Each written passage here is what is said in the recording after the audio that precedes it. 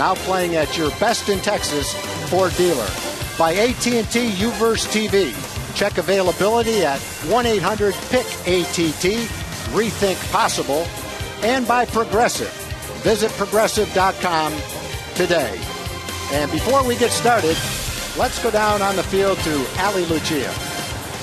Thanks, Tom. Matt Garza making his 5th start for the Rangers today. In all 4 of those starts, he's gone 7 innings into the ball games, and I asked Rangers manager Ron Washington about him going deep into the game. Gives the bullpen a night off, and each time he's been out there for us, even the games that he didn't win, he still gave our bullpen a good night off. So we expect him to go deep tonight and give our bullpen a night off, other than Joe if we need him. That is tonight's Geico quote of the game. Garza does have a win against the Brewers. Of course, that was when he was back with the Cubs. Tom? Okay, thank you very much, Allie. We'll be right back after lineups and first pitch after this.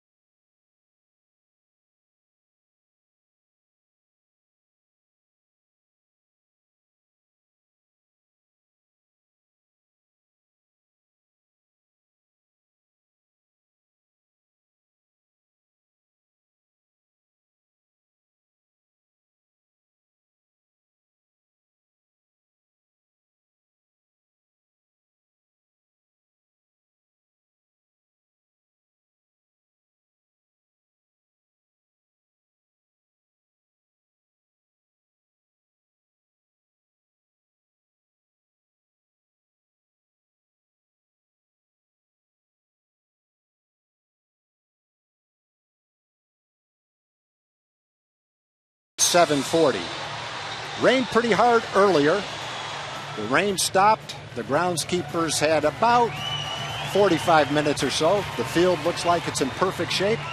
A little wet in front of the Ranger dugout. But we're ready to play baseball on what looks like a pretty nice night. 77 degrees. Unusually cool for this time of year. I know one person that's not too disappointed to see it below 80 degrees, and that's Matt Garza, tonight's starting pitcher for the Rangers. Matt, as a Ranger, is 2-1. He's had 4 starts. He's pitched very well. His ERA is .338. Rangers trying to solidify their rotation at the trade deadline.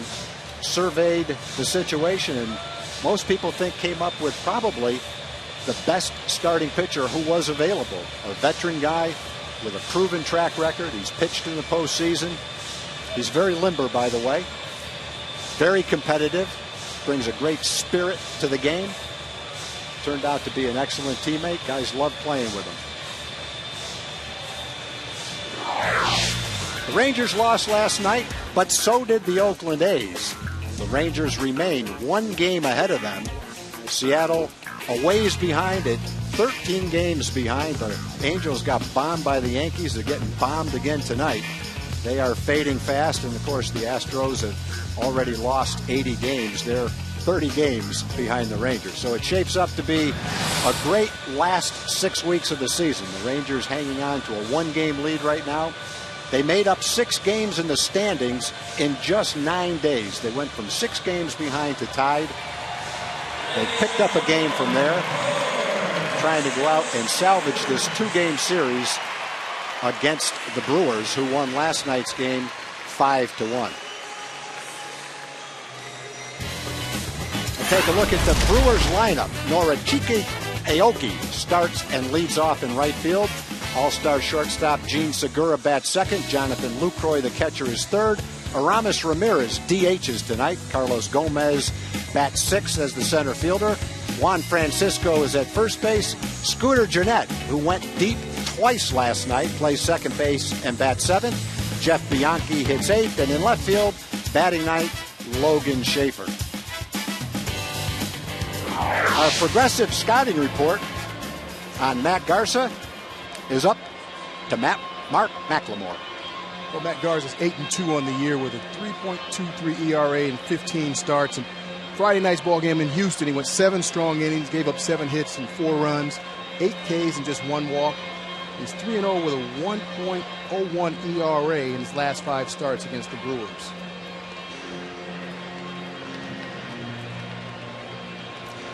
And behind Matt Garza tonight, defensively for the Rangers, catching is A.J. Pierzynski.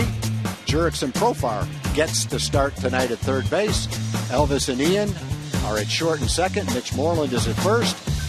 One of the newest Rangers, Alex Rios, is in right field. Leonis Martin in center, and David Murphy in his customary spot in left field. Ron Washington feeling very good about where the team is right now. They've won 13 out of 15. He's got a veteran starter on the mound in Matt Garza. Rangers didn't have a whole lot of offense last night. In fact, they only went 1 for 11 with men in scoring position. Over their 8-game winning streak, hitting with men in scoring position certainly wasn't a problem. They were doing that regularly, averaging about 6.5 runs per game during that winning streak. Last night they got shut down, but Mitch Moreland didn't get shut down. He had a line drive home run and a hard hit base hit to right field. Swung the bat exceptionally well. Over his last 14 games, he has been swinging it well. Rangers looking for the offense to click with 42 games left. They don't want to get in a situation where they're battling for a wild card. Saw what can happen in a 1-game series last year. Rangers are out to win the West. Umpires tonight at home plate, Bob Davidson. First base, John Hirschbeck. At second base, Quinn Walcott. And at third base, James Hoy.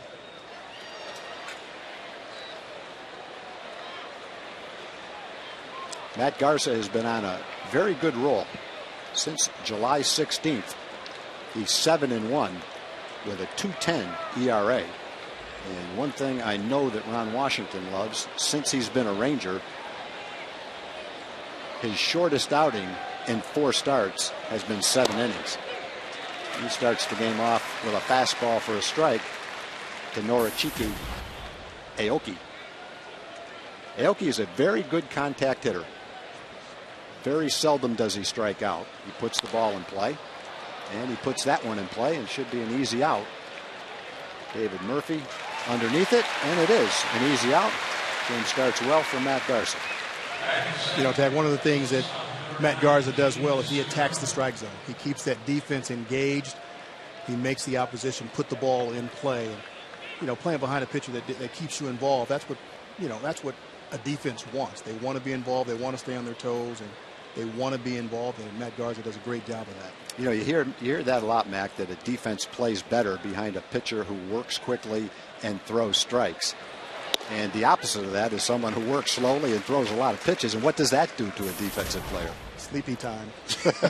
As hard as you battle it, right? That's it. It's tough to stay engaged when you're walking guys and the ball's not in play. You know, you're supposed to keep that focus, but it makes it difficult when the ball's not in play. Well, Jurickson Profar is getting the start tonight at third base. Adrian Beltre will DH. Ron Washington very happy with Jurickson and his ability to play all 3 infield positions. And a breaking ball for a strike to Gene Segura. Last year, I think Wash was a little concerned that his regular players got a little tired in September. I have no problem with him playing the regulars every day coming down the stretch. You're trying to win. That's the way you play it. Line drive to left field. That looks like it's going to fall in front of David Murphy for a base hit. Segura, who basically has been hitting over 300 the entire season. I don't know that he's been in any kind of a slump all year. As a young player, made the All-Star team, came over to the Brewers in a trade with the Angels. A breaking ball that may have been a little bit more toward the inside part of the plate than Matt intended it to be. Didn't stay up too much in the zone. It was down, but Segura stayed with it. He drove it into left field. He's a good young player. One thing we saw last night is he will definitely steal a base. 35 out of 43 stealing bases. He and Carlos Gomez are definitely dangerous threats on the bases. Yeah, ideally you'd like to have more than one guy, more than one base stealer on a team. And the Brewers definitely have a couple in Segura and Gomez.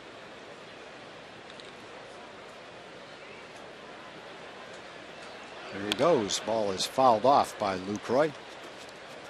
Very quick. He looks like he gets a good lead, Mac, and I guess all good base stealers have to have that acceleration, right? I mean, that's pretty much the name of the game. And that's where you steal the base at, those first 3 steps. So you want to be quick as opposed to fast. And Segura is definitely quick and he's fast, so that really helps. But you definitely steal the base within those first 3 steps. So you've got to get out of that box as quickly as you possibly can.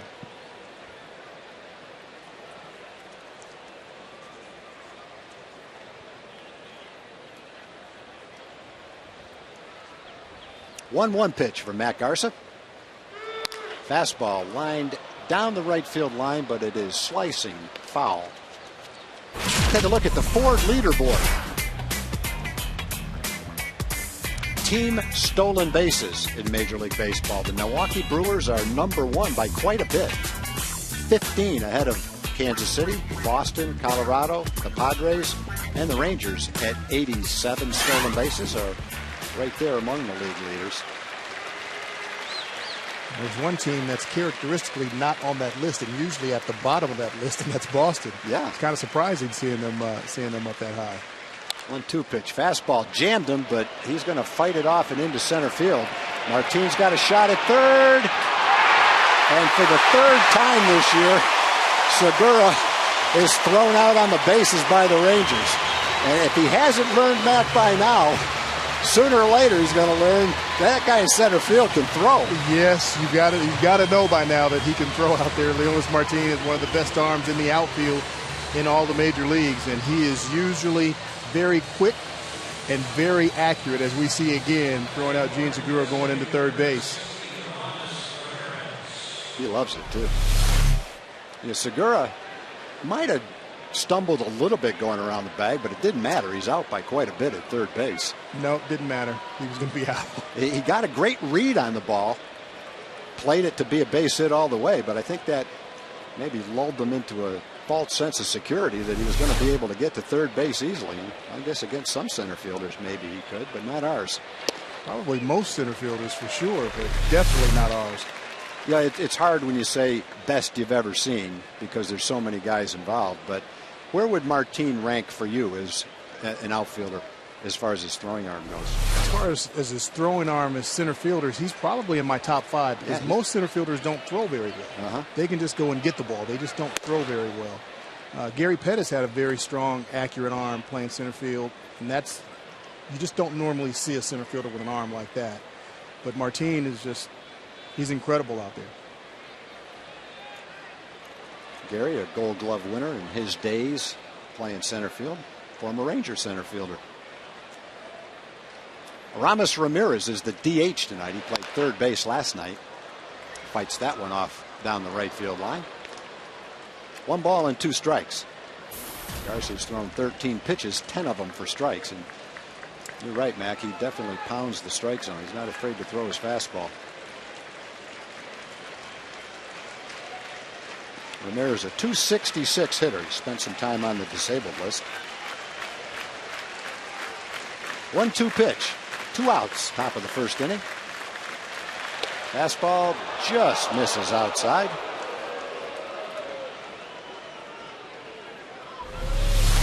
Didn't look like it was too high. Just a little off. One of those could have been, but borderline. That runs the count to 2 balls and 2 strikes now. to Ramirez. Breaking ball lined to center field pretty well. Martin gets a good jump on it and runs it down right in front of the warning track. So the Brewers get a couple of hits. They have a man thrown out on the bases, and they failed to score. It's the Brewers nothing, and the Rangers coming to bat.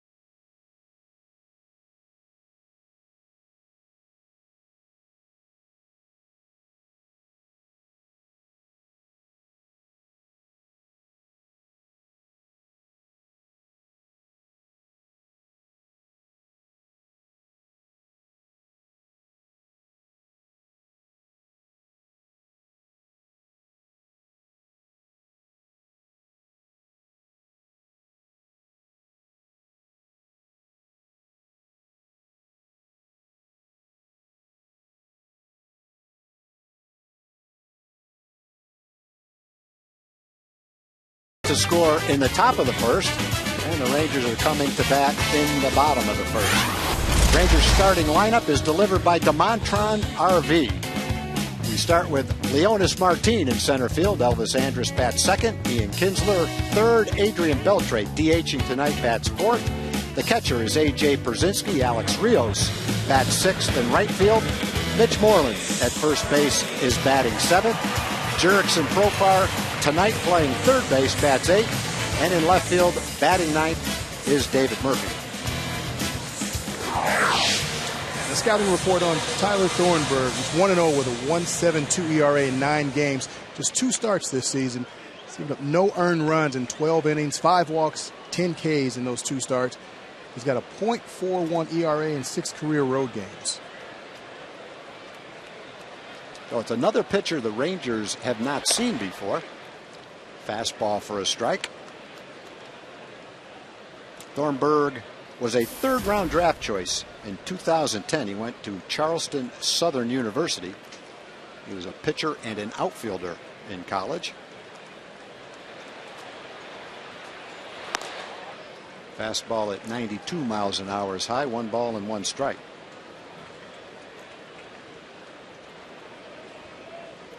You know, the Rangers normally, when they haven't seen a pitcher for the first time, after going through the lineup a couple of times, is usually when they start to get to that pitcher, if they're going to get to him at all. So hopefully they'll be able to see some pitches early on from Thornburg and try and get an idea of what he's trying to do and what his pitches actually do. Well, the 3rd pitch was a pretty good changeup. Leonis hit it right off the end of the bat. Fastball sliced to third base. Bianchi bobbles it, but gets it over to first base in time. And Leonis Martin is out number 1. The rest of the Brewer defense. Jonathan Lucroy, the catcher. Francisco at first base. Scooter Jeanette at second. Gene Segura at short. Bianchi plays third. Schaefer in left. Carlos Gomez in center. Aoki in right. Jonathan Lucroy does the catching for Milwaukee.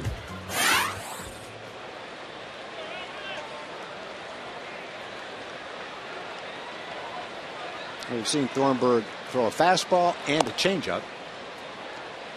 Interesting point on Tyler Thornburg. This year at AAA in Nashville, he was 0-9 with a 5.79 ERA. Generally not the kind of numbers that get you promoted to the big leagues. But as Max said in the scouting report, since he's been in the big leagues, he's pitched great. .239 opponent's batting average, not many walks. He's had a couple of starts, both of them 6 innings, has not given up an earned run in either one of those starts. So he is either throwing the ball a lot better now, or he played on a lousy team in Nashville. I'm sitting here wondering how he was 0-9, but he's got a 5.5 ERA pretty much. Yeah. So he was giving up something. You know, in the numbers, he gave up 90 hits in 74 innings and maybe a few too many home runs. But the other thing he did, in 74 innings, he struck out 87 batters in AAA. So he had something working down there. 3 balls and 1 strike to Elvis.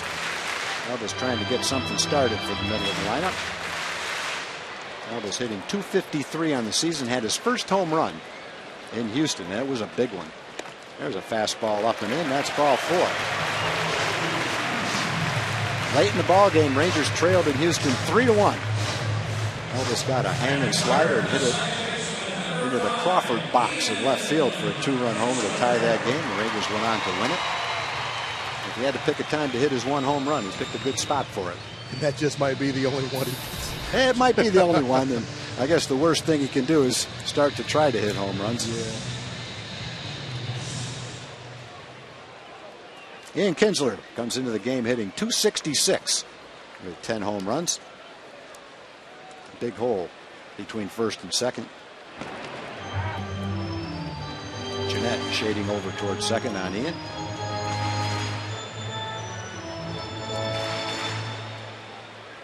Outfield about straight away for Ian.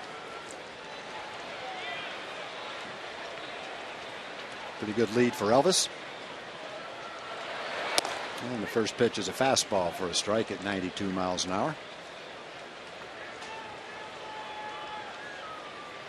Brewers came into this series yesterday and played a nice game. Got a well-pitched game. The only run the Rangers scored was a home run right down the right field line by Mitch Moreland.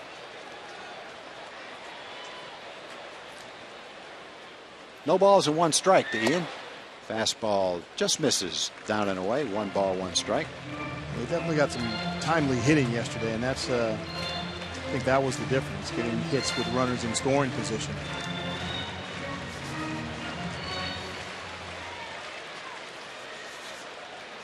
That's one thing the Rangers didn't do a good job of last night. They were 1 for 11 with men in scoring position. After losing last night, the Rangers have won 13 out of 15. That 13-2 follows a stretch where they were 3-12. So you talk about turning it around. All adds up to 16-14. Pretty quick move to first base, but Elvis is back. Brewers come into the game 52-67. Disappointing year for them. They're in last place in the National League Central, but they have had a lot of injuries and a season disrupted by the suspension.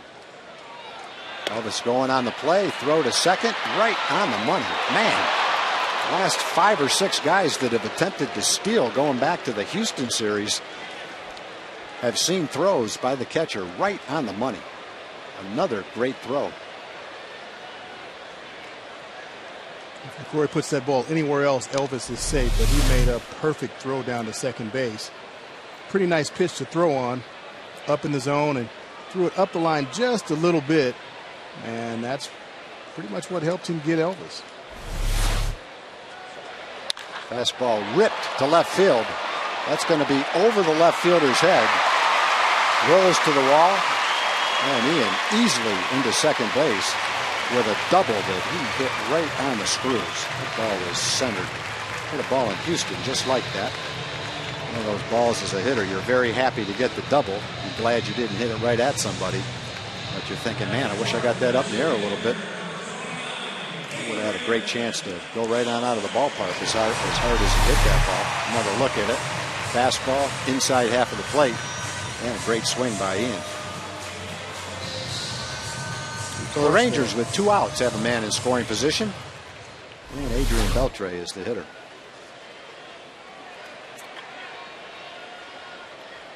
Adrian comes into the game at .322. 25 home runs, 72 RBIs. Elvis had stolen 14 straight bases before being thrown out there. Lucroy gunned down, I think it was Martin last night, with an equally good throw. 1 ball and no strikes to Adrian. Fastball jams him, but he's going to loop it into right center field. And a little 2-out rally for the Rangers. Kinsler's double, and right off the bat with an opportunity with men in scoring position, Adrian comes through. Imagine Mr. Clutch coming up with a clutch hit, a 2-out RBI. Adrian Beltre drives one into center field. Broke his bat, but that one goes down as a winner. That's a pretty good pitch, really. Thornburg ran this ball in on the fists, but Adrian fought it off strong enough to loop it into right center field for an RBI single. And that'll give AJ a shot with Adrian at first base. Like those 2-out rallies, 2-out hits with men in scoring position. You can see the shift that they employ for AJ. Segura, the shortstop, playing almost second base. Second baseman out in right field. AJ hits a lot of balls to the left side. We'll see if he can hit one right into that shift. Ball 2, a little bit inside. AJ comes into the game hitting .278. He had some big hits for the Rangers over the last couple of weeks. Good series in Houston. Ripped to right field. Aoki is not going to get it. The ball bounces in front of him. He's able, though, to keep it in front of him. Watch out. Throws back, and AJ took a wide turn at first base. Thought the throw might go to third. Thought he might sneak into second. Instead, the rally ends with that play. The Rangers are out in the bottom of the first. They do get 3 hits. They do score 1 run, and they do lead 1-0.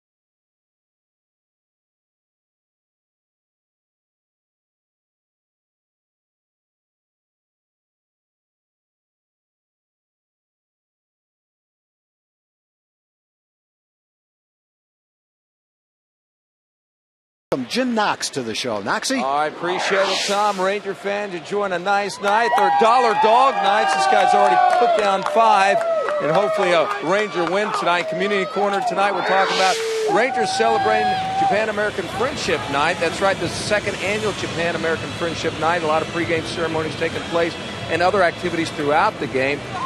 This all supported by the Japanese Association of Dallas-Fort Worth. To find out more about that, log on to TexasRangers.com. We'll have much more throughout the game. Tom? Okay, thanks, Jim. Carlos Gomez batting 5th for the Brewers, leads off the 2nd inning. Matt Garza throws a breaking ball that he swings and misses at. Big swing. Very interesting first inning, Mac. A little bit of careless base running by both teams. 5 hits, 2 guys thrown on the bases, and only 1 run scored. That's incredible. AJ trying to be aggressive, just a little too aggressive with the right fielder having the ball. If that's center field, left field, maybe you get out there a little bit farther, but not when it's in right field. No. I think he was thinking he might sneak into second base if that throw goes all the way through, but just didn't work out that way. Well hit ball for a base hit, though. Beat the shift. No balls and 2 strikes to Gomez. High fastball. Let's take another look at the play. It's a line shot. Nice job by Aoki keeping the ball in front of him. The throw comes into the cutoff man, but never goes to third base.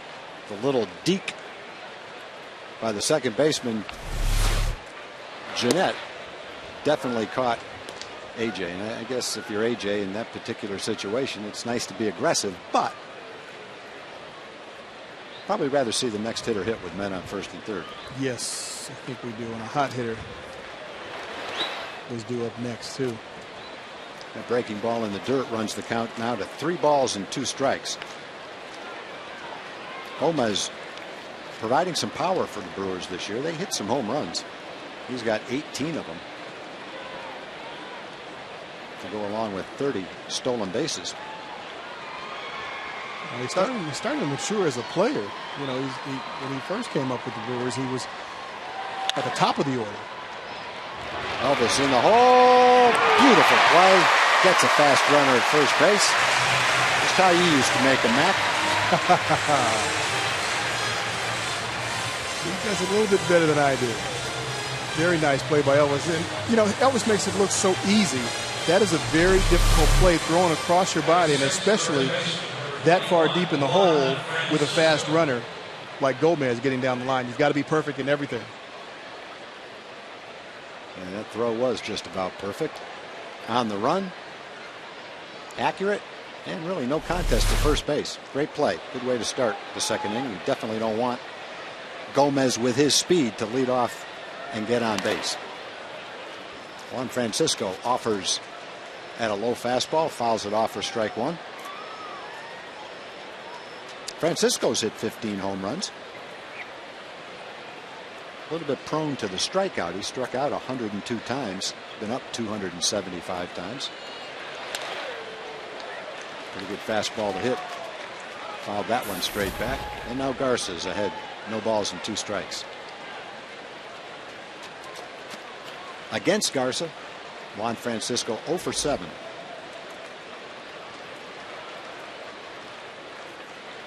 0-2 pitch. Fastball hit well to left center field. That ball's trouble, and that ball is gone. High fastball. Francisco showed his power, drove it into the Milwaukee bullpen.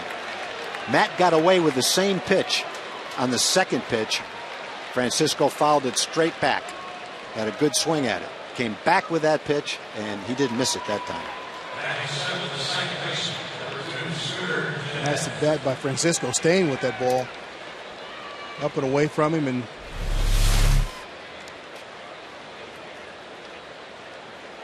that's the second pitch that he fouled off, and that's the exact same pitch. And he didn't foul that one off. No, had to no balls and 2 strikes, and he ended up getting a home run. There's no doubt about that. Just watching David Murphy, you knew that ball was gone all the way to the back of the bullpen. Yeah, Murphy took a couple of steps and started trotting, so he knew right away. It'll be a tough play for Garza. Got to hurry.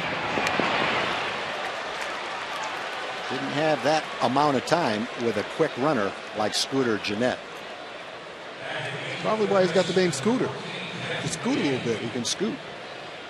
It's a nice bunt. That's pretty much in the middle of no man's land. Unless you've got a catcher that's, you know, Pudge type quick, getting off behind that plate. That's a very difficult play for the catcher or the pitcher to get to.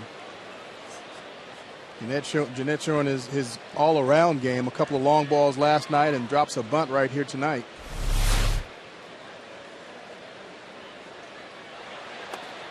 First pitch to Jeff Bianchi. Batting 8 today is low and away. That's one of the lost arts of baseball. You don't see guys bunt for a base hit very much anymore.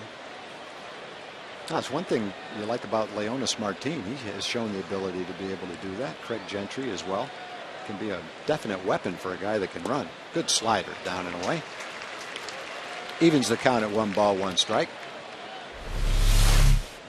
Oakland bunted a number of times when Garza faced Oakland. He has had, over his career, occasionally difficulties fielding bunts. He fielded that one fine, Mac, but took a little bit too much time to throw it, it looked like. Yeah, it's really difficult for tall pitchers to field bunts because, number one, they're usually not very agile. It takes them time to get to the ball, bend down, pick it up, and they usually wind up like Garza did there, and all of that takes a lot of time. So when you see a tall pitcher out there, and if you've got a guy on a team that can bunt, they're probably going to test him. Mm-hmm. Well, especially a guy like Scooter Gennett. I mean, he did hit 2 home runs yesterday, but it's pretty obvious that the home run ball is not his main offensive weapon.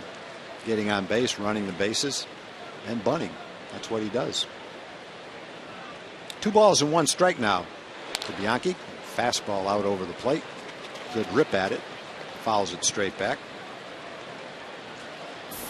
Bianchi playing in a utility role for the Brewers. Hitting .244. Been up 156 times in that role. Had a chance to play a lot of third base when Aramis Ramirez was not available. There's a good slider. Just barely got a piece of it. Garza in his last start at Houston pitched 7 innings. Gave up 4 runs. Walked 1 and struck out 8. 2 of the 7 hits he gave up in that game were home runs.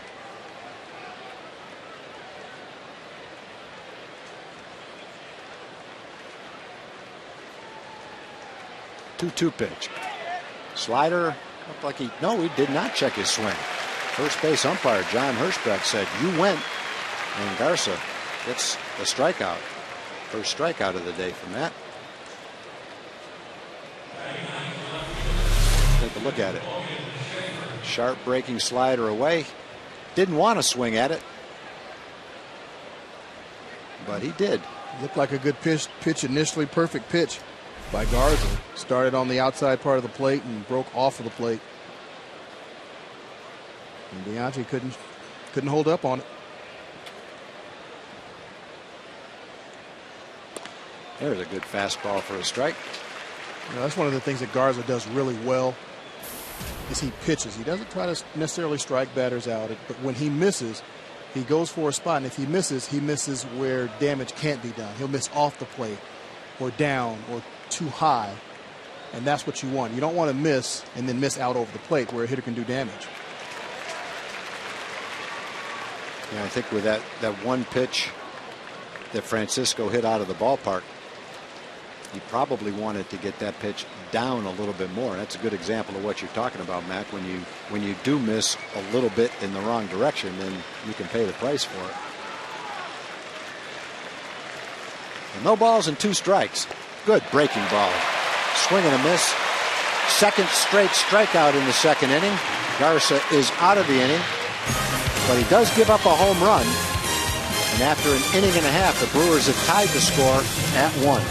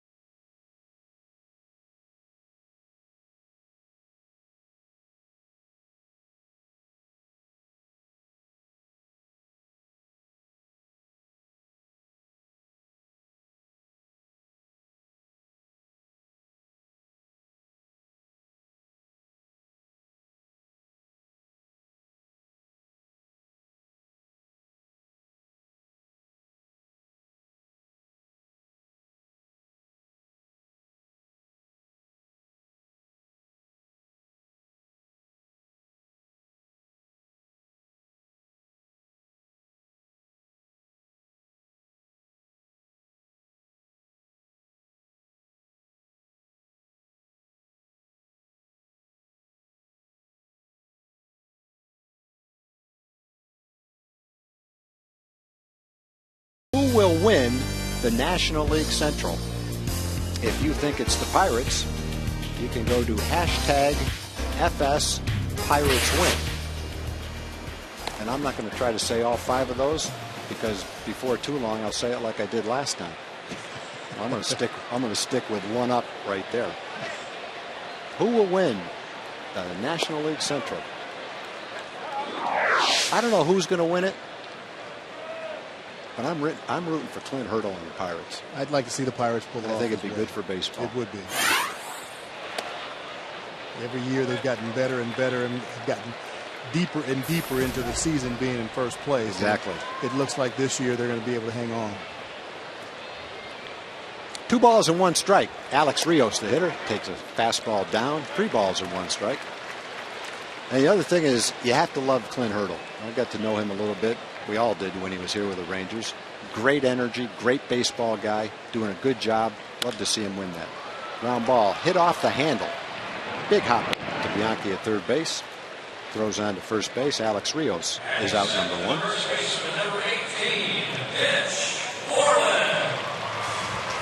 Let's go down to Ali Lucia. Thanks, Tom. I talked to Mitch Moreland yesterday. He had the Rangers' lone run. It was a homer. He was 2 for 2. And I asked Mitch if he's feeling like he has more confidence, and he's been playing a lot more consistent. I'm just trying to go up there and stick to my approach and, try to get a good pitch. I broke my bats yesterday. I went 0-2, so that's not exactly how you want to approach it, I don't think. But it worked out. I was able to put a ball in play and make something happen. Moreland has 3 home runs against the Brewers. Mac, what do you like from Moreland as of late? Well, I just think the consistent playing time. He's starting to get that rhythm and that timing back again that he had before he went on the disabled list. Since he's been back, he just really hasn't been in that groove that he was in. He was really, really crushing it. It looks like he's starting to get back to that nice, short, quick stroke.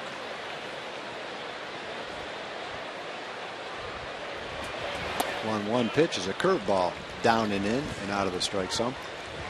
And the Rangers, there's a difference in their offense now, and over the last couple of years, they don't have the bombers in the middle of the lineup. Different type of a lineup. But one way to make up for that would be for Mitch to get hot, swing the bat the way he can. The fastball hit well to deep center field. Is it going to carry to the wall? Up against the wall, Carlos Gomez. You could tell that he hit it well. You could tell that it might not get there watching Gomez go after it. So 404 feet to dead center field. Mitch is out number 2. Nice stroke by Mitch. I mean, this is a very productive out for Mitch Moreland. That means he's staying on it, and he's able to go night to night with that same swing, that same approach. Carlos Gomez does a great job going up against this wall and pulling this back down. And it was hit high enough for him to get there and wait for it, which made that catch possible at the wall. Right at the top of the wall, that ball would have hit. And unfortunately, there's no jet stream tonight. Nah, it didn't look like that ball really carried that well. I thought he hit it well enough to get out of here, but it just kind of hung up there right at the end. Got a little bit of wind. Might need to be a little more of a line drive to take advantage of that. 2 balls and no strikes. Jurickson Profar rips that ball right at the second baseman, Scooter Gennett. Hit a ball hard yesterday that was caught. The Rangers go 3 up, 3 down in the second after 2 innings. Milwaukee won and Texas won.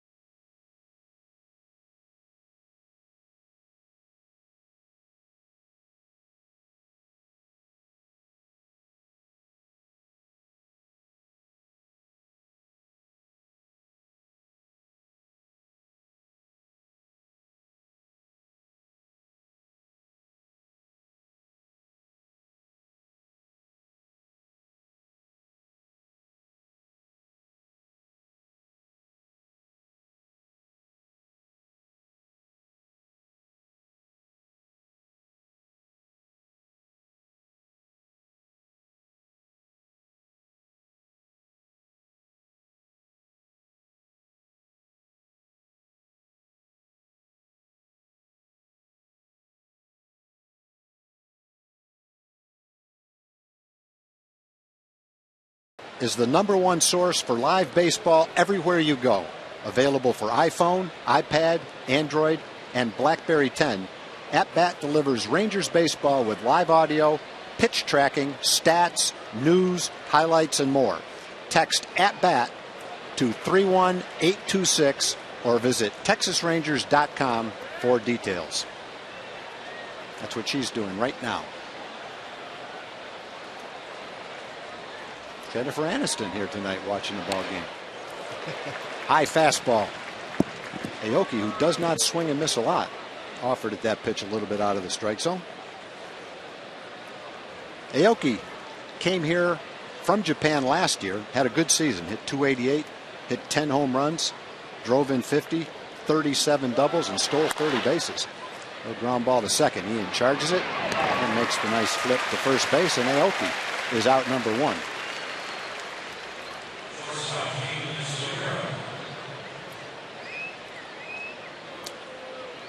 A Mazda game break. We're going to go to John Radigan. John?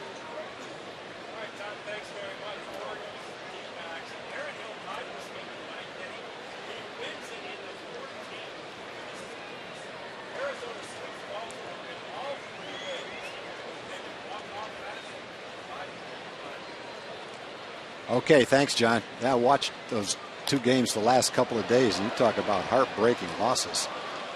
Paul Goldschmidt hit a home run to tie it yesterday, and then a home run in extra innings to win it. The Orioles had the lead in the first 2 games late and blew it. So for a team battling at least for a wild card spot, those were 3 devastating losses in Arizona. Wins or losses like that really hurt because they stay with you, and not necessarily because you lost those games, but when that closer comes in and you're in the 9th inning, you're feeling uneasy out there playing some defense. So definitely. You're not really sure if he can get the job done. It gets tougher and tougher as the year goes on. You know, Mac, and you've noticed this, I'm sure, as a player.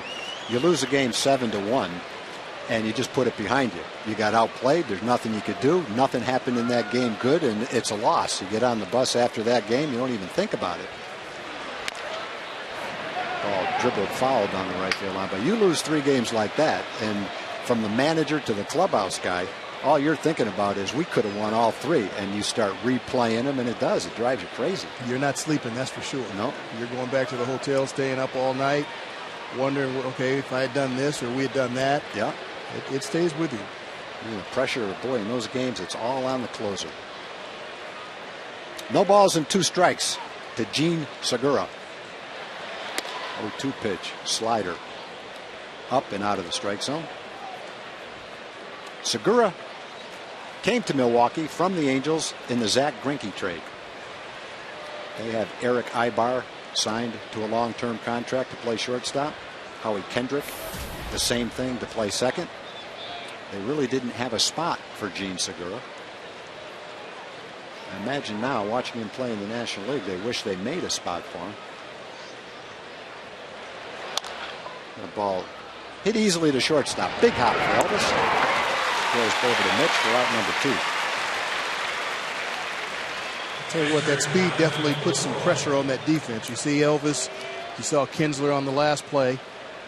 It makes you have to rush and come and get the ball. Now, rushing and going too fast are 2 different things, but it definitely puts some pressure on you. And Elvis got it, got rid of it, made a nice strong throw over the first. Yeah, we've had a chance now to see Segura play 4 games, and you have to love his game, boy. I do. That's a nice, fine, nice young shortstop. We've got one here in Elvis. We've got the luxury of watching him every day, but Segura, he's going to be a good one for Milwaukee. He's the kind of guy that you get, and you can build your team around a shortstop like that. Young. Can't go to salary arbitration for a couple of years. Fastball just misses down and away. 1 ball and 1 strike. You get those kids before they're salary arbitration eligible, when they're making $400,000 or $500,000, and they put up production like that, and the dollar spent for the production makes them as valuable as some of the superstars making $20 million.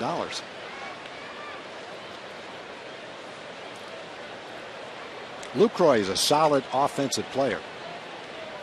16 home runs, 61 RBIs at the catcher spot.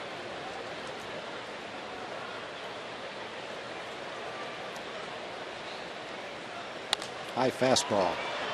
Jammed him a little bit, fouled straight back. That runs the count with 2 outs to 2 balls and 2 strikes. Now, you don't find too many catchers that are putting up this kind of offensive production. We haven't seen him play a lot, so it's tough to analyze his overall game, but based on the way we've seen him throw in this series to second base, it's like he can do a pretty nice job controlling the running game too. Especially when you look at the way the Rangers ran the Angels right off the field in Anaheim. That was fun to watch. That was fun to watch. A track meet, what was going on. 2-2 pitch. A little bit low. 3 balls and 2 strikes.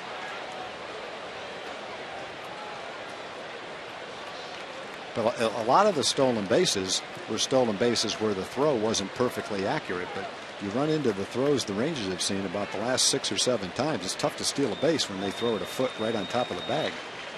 3-2 pitch. Lined to left field. David Murphy has a beat on it. Runs toward the line and makes the catch. 3 up, 3 down, 5 in a row.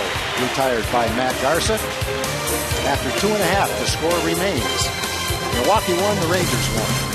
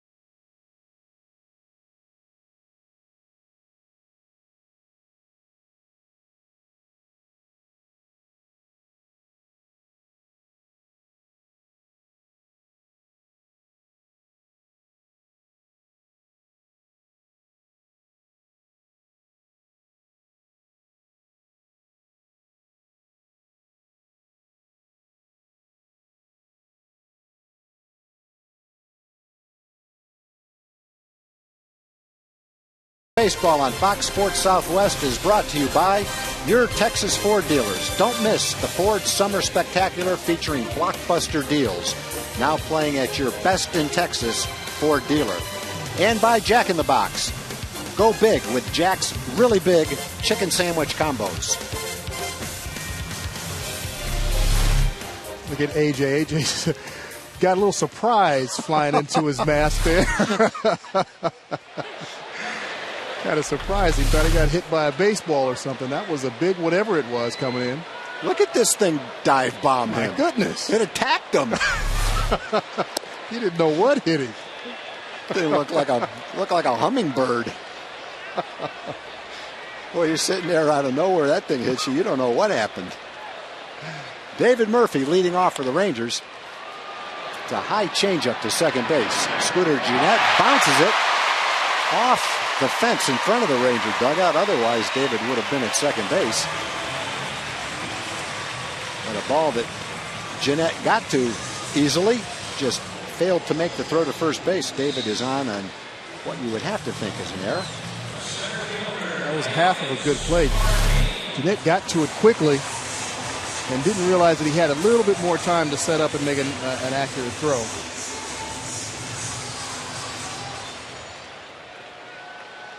Very nice backhand. Very difficult going from the dirt to the grass to make a backhand play like that. got the hard part, catching it. Juan Francisco whiffed on that hop. Well, the Rangers have the leadoff man on base here in the 3rd inning. They had 3 hits in the 1st inning and a walk. Only scored 1 run. Elvis was caught stealing. AJ was caught rounding first base, trying to get back. No balls and 1 strike to Martin. Martin sliced a ground ball to 3rd base his first time up. Good rip at a good pitch to hit right there. That was a changeup, and he was right on it. You know, Martin just looks so comfortable going out there playing every day. It's just been great to see him, and what he lets loose on his swings. He's just getting more and more confident every day. As a player, Mac, what does it do when you've been hitting 8th and 9th and the manager says you're my leadoff hitter? What does that do for a player? Oh, that's a huge confidence boost. Caught a balk. Bob Davidson. What do I call him? Balking Bob for nothing. No one argued it, though. I tell you, you have to have a good eye being an umpire, period. But the way they pick up those little subtle moves that lead to a balk just amazes me. Well, it takes concentration. It really does take concentration, and people don't realize it. But to see that, you've got to be watching that pitcher like a hawk, and you cannot take your eye off of him. And there it was. Yeah, he started his stretch and then stepped off. Boy, you got to be watching to see that too. Look at those eyes. He was. He's right on. That's why he's a good umpire. Curveball ripped to right field. Actually hit off the end of the bat a little bit. David's going to tag. Aoki is going to throw. The ball is cut off and thrown. Fortunately, the pitcher is exactly where he should have been. And Matt, that's why you go through the fundamental plays and back up the bases right there. That's exactly why. Everybody has a place to be on every play. And pitchers sometimes, they get a little frustrated and they don't go and back up they're not where they're supposed to be when they're supposed to be there. But Thornburg was where he needed to be. Otherwise, they'd be down 2-1 right now. Segura kind of just rushed that a little bit. He's got everybody ducking. Gary's David down. ducked. Gary ducked. And the pitcher was right there to catch it.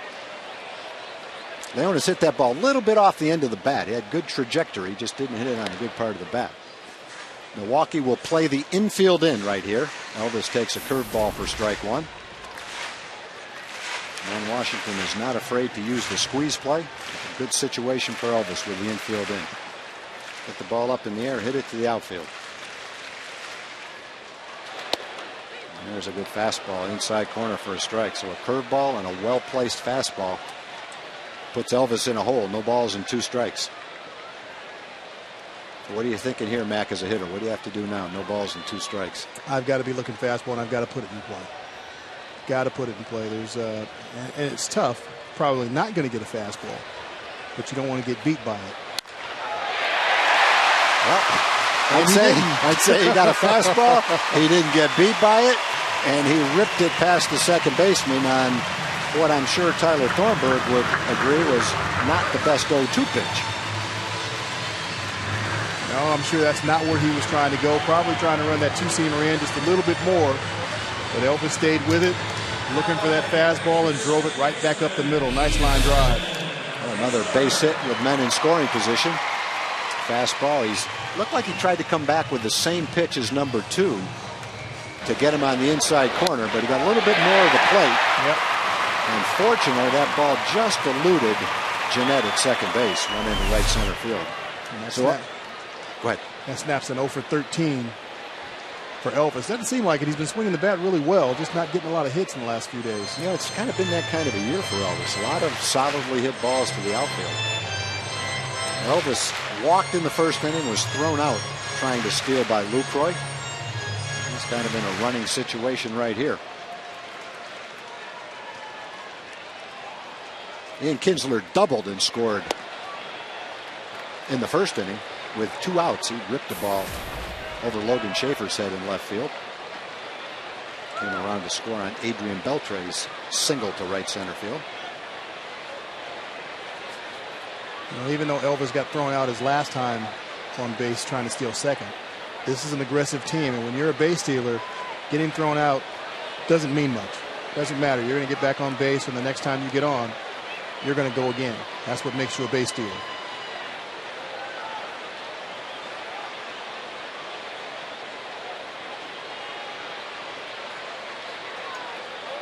What's Elvis looking at? Be a pretty girl in the front row. There he goes.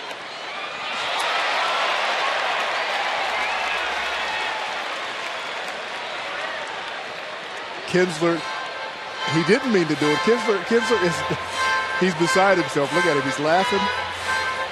When you've got a base stealer in front of you and you're hitting behind him, and Kinsler's a base stealer himself, you try and give him protection by faking a bunt, by getting the bat in front of the catcher's eyes, and then you pull it back at the last minute. But Kinsler was just a little bit late. He jabbed at it. He couldn't resist. Look, he's like, I can't believe I did that. You know, Elvis got a pretty good jump. Whoa, almost wild pitched him to second base. 2 balls and 1 strike. Yeah, that's one of those things where, you know, you work on it.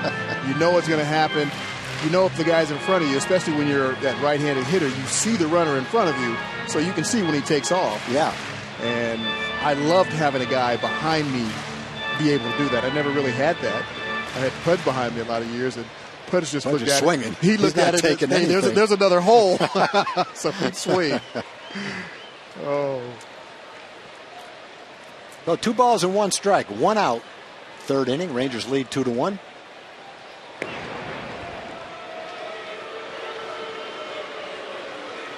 It's like those dive bombers are up here in the booth, Mac. We almost got hit here a minute ago. By that cricket. Goodness. You ever play with a teammate who was deadly afraid of a cricket? I've played with a few that are deadly afraid of spiders. I played with Davey Nelson, one of the really good guys in baseball. He was deathly afraid of crickets. And the guys on the team one day put a couple of crickets in the fingers of his mitt. He grabbed his glove and went back out to second base, put his hand in his glove, and would not put it on until someone got the crickets out of there. That's amazing.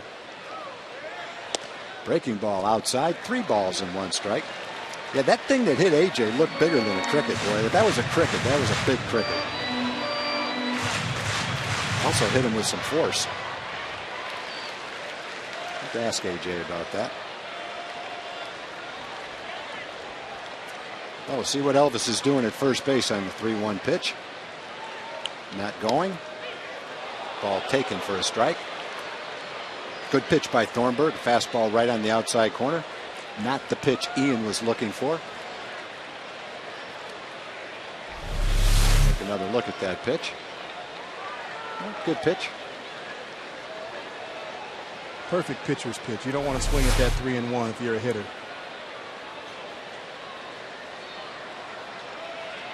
So 3-2 pitch. Elvis will probably be going. He is. Ball pulled foul off speed pitch at 77 miles an hour. Pulled foul by Ian. Saw the wrong pitch tracker on that pitch to Ian. That 3-1 pitch. There's number 5. Perfectly located borderline pitch on the outside corner. Tyler Thornburg got the call on that pitch. We'll redo it. 3 balls and 2 strikes. Elvis was going last time. Probably be going right here. Thornburg checks him at first base.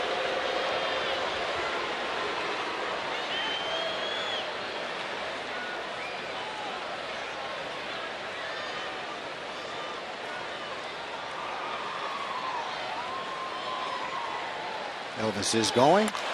Pitch popped up. It'll stay in play. It'll be in foul territory. And Jeff Bianchi makes the play. 2 outs. Ken's got the pitch that he wanted. He just got under it just a little bit too much. Yep. He likes that fastball. Anything hard in, up and in, or even down and in, Kinsler can get to it, and he likes to turn on it. And he can turn on anybody's fastball, but just a little bit too far out over the plate, a little too high in the zone. So Adrian Beltre with Elvis at first. And 2 outs. Adrian had the single to drive in a run in the first inning. Takes a ball low. Got a couple of birthdays to get to. Gene Williams from Lampasas, 98 years old today. And Aileen Brent from Goober, Texas, is 94 years old today. Maggie Benzer from Salina was 99 on Tuesday. S.W. Dickerson from Garland was 81 on Tuesday. Happy birthday, you guys. There's a high fastball. Bill Cooper from Dallas, 90 years old today. Bill was a Navy veteran in the Korean War. Thanks for your service, Bill. Burke Miller from Mesquite, 86 years old today. And Wilma Parker Mears, 83 years old today. Happy birthday, everybody. 2 balls and no strikes to Adrian. Elvis not going at first base. Curveball way high to Adrian. And we'll see if Ron Washington turns Adrian loose right here. 3 balls and no strikes. Don't know why you wouldn't. Adrian, 25 home runs. He's knocked in 73 runs now for the Rangers. Now, believe it or not, this is a good pitch to turn Elvis loose. It sure is, and there he goes. Good call, Matt.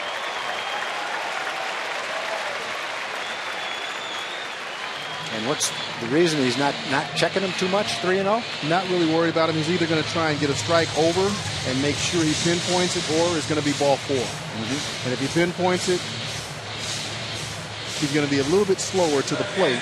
He's not going to try and do a slide step. He's really going to try and throw a strike and be perfect with it. So he's going to be a little bit slower to the plate and not really worrying about Elvis over there at first base. And if it's ball 4, no harm, no foul. Done.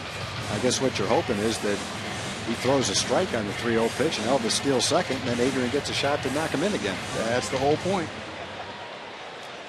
2 good young shortstops.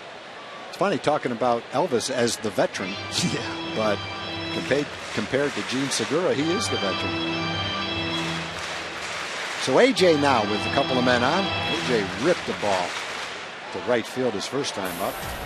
Nori Chika Aoki made a great try for it in right field. Did keep it in front of him.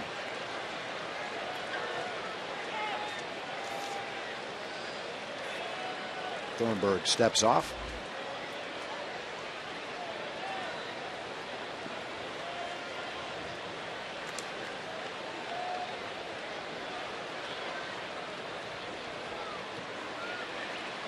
First pitch, curveball, drops in at the top of the strike zone. Adrian thought that might be a little bit high.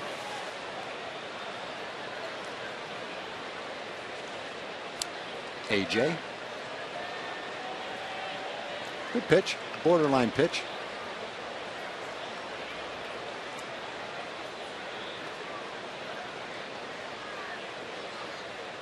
Fastball inside, 92 miles an hour, 1 ball and 1 strike. And AJ has a huge hole over at second base. See Segura, the last time AJ was up with no one on second base, he was on the second base side of the bag, but now he's on the shortstop side of the bag with Elvis on at second base. Boy, but you still got Jeanette out in right field. He's got RBI first and third written all over it. Curveball fouled off, 1 ball and 2 strikes. AJ with 13 home runs, 47 RBIs. A lot of those 13 home runs have come at critical times in ball games too.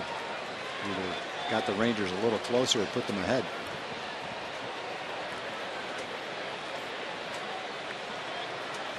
Elvis at second, Adrian at first. 2 outs.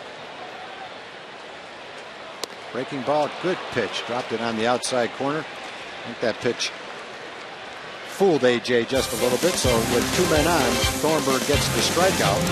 But he does give up a run. And after 3, the Rangers lead 2-1.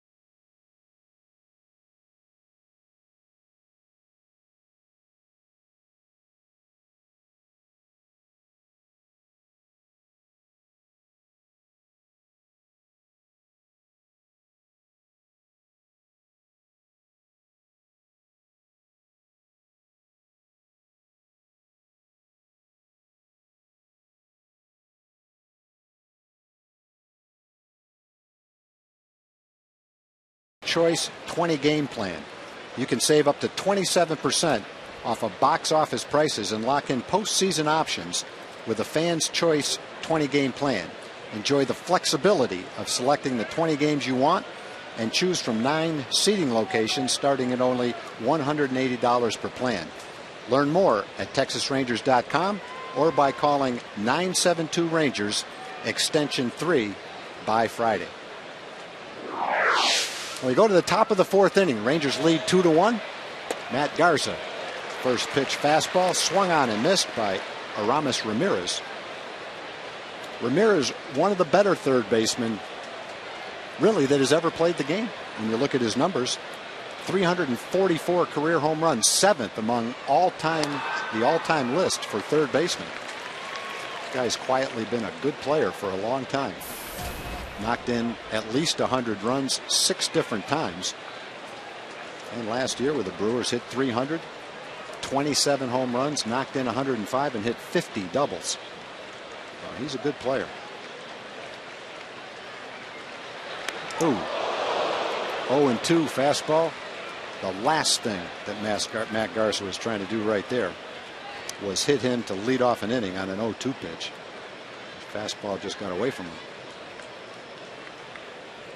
Yeah, that's a tough one to lose there. But Ramirez, I think if you ask anybody, who's 7th on the all-time home run list, that his name would not come up. No. He played the first part of his career in Pittsburgh. Played for the Cubs. Now he's played in Milwaukee. He's playing with the Red Sox, the Dodgers, the Yankees.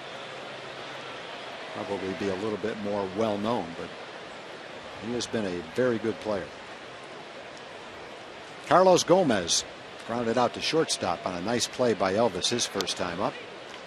Considering the bunt, take strike 1 instead. Mac, I got a letter from a fan who asked a number of different questions. Thought we might try to answer some of those questions. Some of them are questions that most people would have the answer for, but because everybody watching doesn't know the answer, some of them might be a little bit helpful to some of our watchers. Ball fouled away. Who pays the umpires?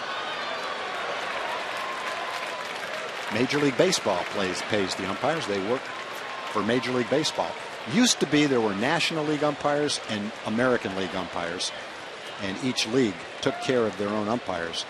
Now they come under the commissioner's umbrella, and there are now Major League umpires, not National or American League umpires. There's a ball blooped to right field. That could be trouble. It does bounce in front of Rios, hustling all the way with great speed. Gomez ends up at second base with a double. And the Brewers have a rally going on an 0-2 ball that hit Ramirez and a little blooper by Gomez that turns into a double. Not how Garza wanted to start this inning for sure. No. You get ahead of Ramirez 0-2 and one gets away and hits him and puts him on first base. You've got Gomez right behind him. Dunks a double into right field. And this is not normally a double, but Gomez can absolutely fly. You see him by the time Rios can get to the ball. Gomez is halfway to second base already. He had that double coming right out of the box. He felt it, and he made it. So Juan Francisco homered his first time up. Hit an 0-2 pitch. Fastball up and away, lined it right into the Brewer bullpen. Nobody out, infield back. Trying to get an out here in the 4th inning. Fastball drilled to right field. Rios going back, looking up. And for the second time in 2 at-bats, Juan Francisco has homered, this time to right field. First pitch, fastball hitting. Last night, it was Scooter Gennett. Tonight, it's Juan Francisco.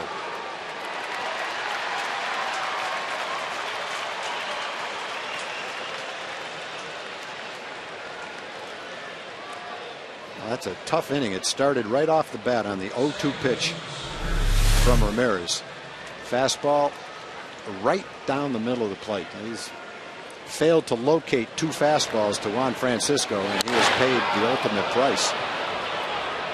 0-2 fastball for a home run, and that fastball right down the middle for a 3-run homer. Hit batter bloop double, home run. You don't want to miss the out over the middle of the plate. That's when you get hurt, when you're throwing the big league hitters.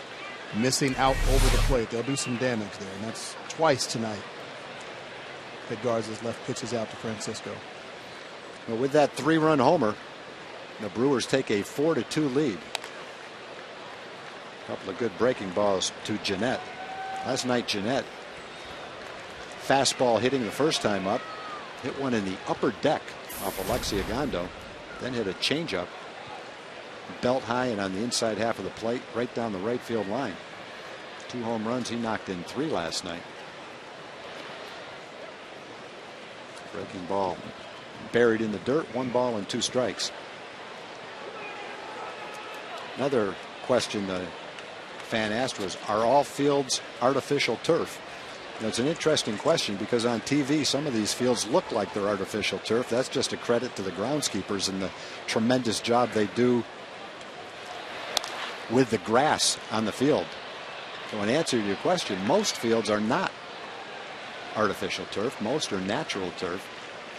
And Mac, I don't know about you, but from the time I started playing till now, that's one of the big differences in baseball is the immaculate shape of big league fields. It didn't used to be that way. It did 30, not 40, 50 years it ago. It definitely did. Well, I don't know about that far back, but even maybe 15 30 years ago. Maybe 30. I ago. can go 30. But no, there's been a big difference. And I think there are really only 2 artificial fields left now, Toronto and Tampa.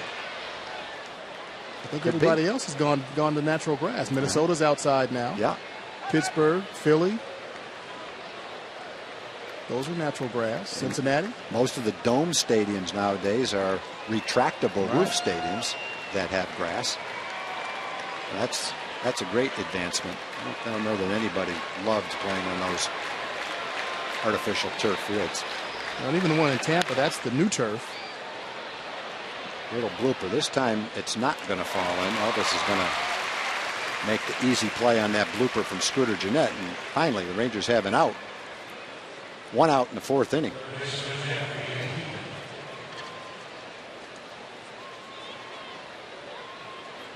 While we're waiting for the next hitter, let's go to Jim Knox. I appreciate it, Tom. We got Brittany Ross here, the wife of Robbie Ross of the Texas Rangers, and a big night happening this Sunday after the game. It's Faith and Family Night. Robbie's going to give his testimony as well as a few other Ranger players, correct? Yes, the trainer, Jose Vasquez, Matt Harrison, David Murphy, Lance Berkman's going to try and be here if he's in town.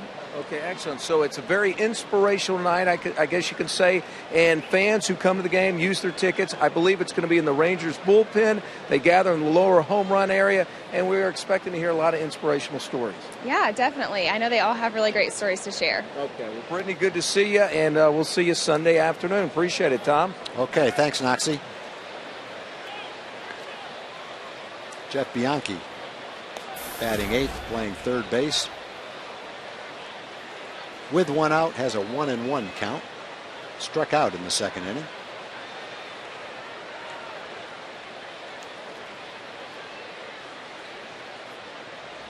Slider outside for a ball.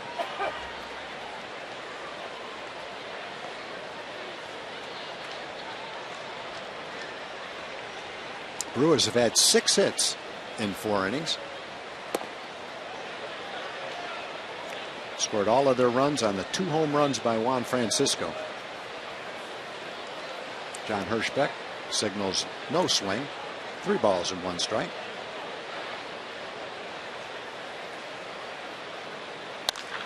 On ball. Nice play by Elvis.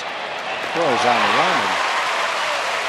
And Mac, as you said earlier in the game, it looked easy, but it's really not, is it? It's really not. He just makes that play. Everything that Elvis does, he makes it look easy. But this is a very difficult play. Going to his left, going toward right field, picking it, throwing it, picking up first base, and then making a strong, accurate, perfect throw, chest high to Mitch Moreland over at first base. You don't see very many shortstops that can make that play 10 out of 10 times, and Elvis is one of those guys.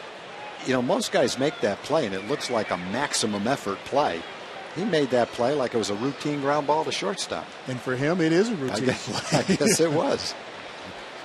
You know, the way he plays and the way he makes spectacular plays look routine is a lot like Omar Vizquel. Yeah. Yeah. You know? And I got to think that Elvis probably patterns part of his game after Omar. Omar was a utility player for the Rangers when Elvis first got here. Breaking ball out of the strike zone. 1 ball and 1 strike. Logan Schaefer tried to bunt his way on and fouled off the first pitch. Struck out in the second inning in his first at bat. Schaefer, former 3rd round draft choice back in 2008 by the Brewers. 1-1 pitch, fastball high. Schaefer's a college player, went to Cal Poly San Luis Obispo. Hitting .221 on the season, getting some pretty good playing time now. 69 pitches. This is number 70. Fouled out of play down the left field line. Rangers acquired a player today.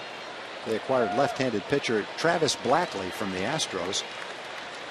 Acquired him for cash considerations. Interestingly enough, Blackley has had 8 career wins. 2 of them have been in our ballpark. 4 of his 8 wins have been against the Rangers. Good breaking ball. Down and in. Schaefer could not lay off it. Garza gets his 3rd strikeout, but before that gave up a 3-run homer to Juan Francisco, and that gave the Brewers a 4-2 lead.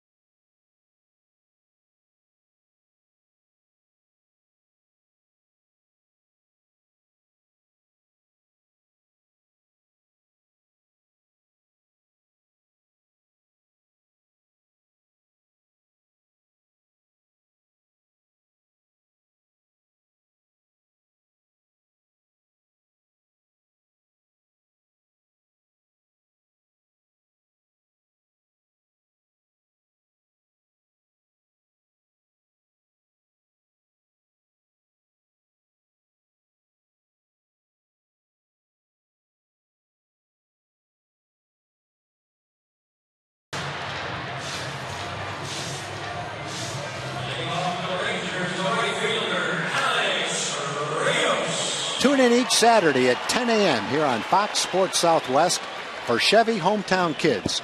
It's not about the score, it's about the experience.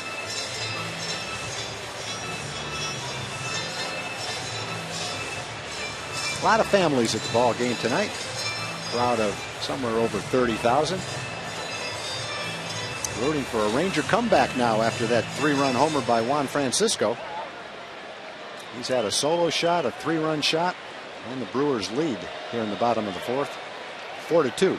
Alex Rios, followed by Mitch Moreland and Jurickson Profar for the Rangers here in the 4th. Breaking ball down out of the strike zone. Thornburg has thrown 56 pitches, 28 balls, 28 strikes.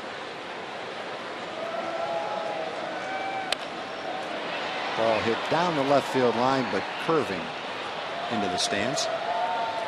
Rangers have had a couple of men thrown out on the bases. Elvis was caught stealing. AJ got caught off first base, taking too big a turn.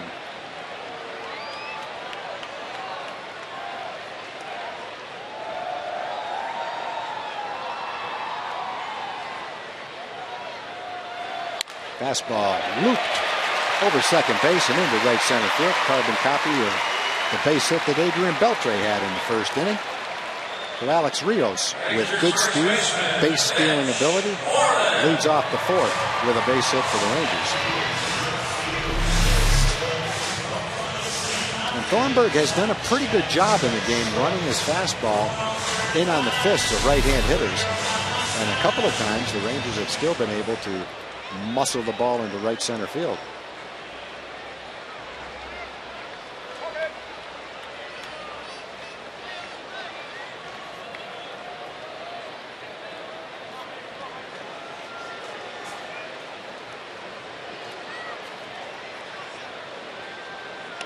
There's a breaking ball up and out of the strike zone. Mitch flied out his first time up all the way to the top of the wall in dead center field. Hit the ball 400 feet sky high. Looked like he hit it well enough to be a home run. Ended up he got underneath it just a little bit too much. 1 ball and no strikes. Rios with good speed at first base. Rios among the league leaders in stolen bases. 26 out of 32 this year.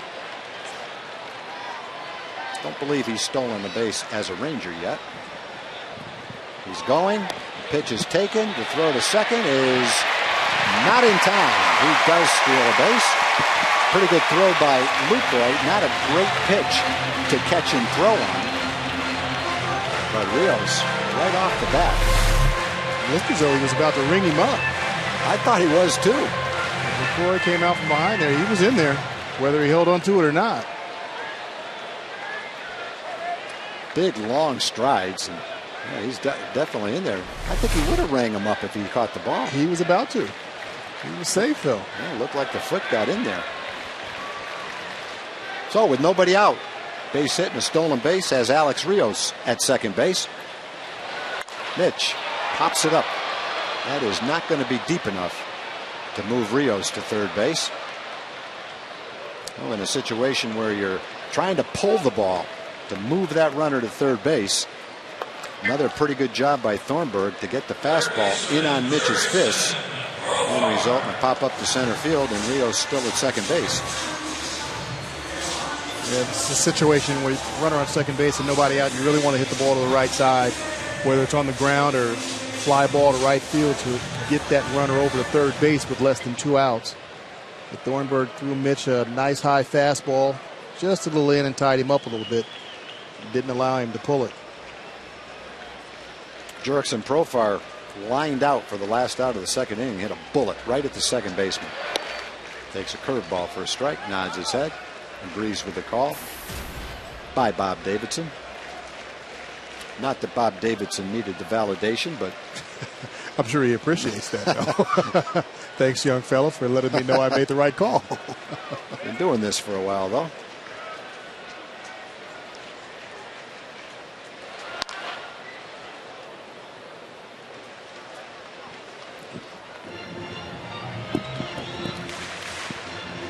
So no balls and 2 strikes to Jurickson. You know, that always amazed me when guys would take a strike and nod their head like, yeah, that was a strike. Well, okay, you knew it was a strike. Why did you hit it?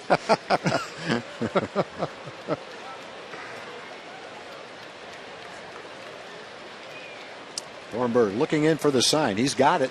0-2 pitch. Curveball. Just misses the outside corner. Tried to drop one on the outside corner.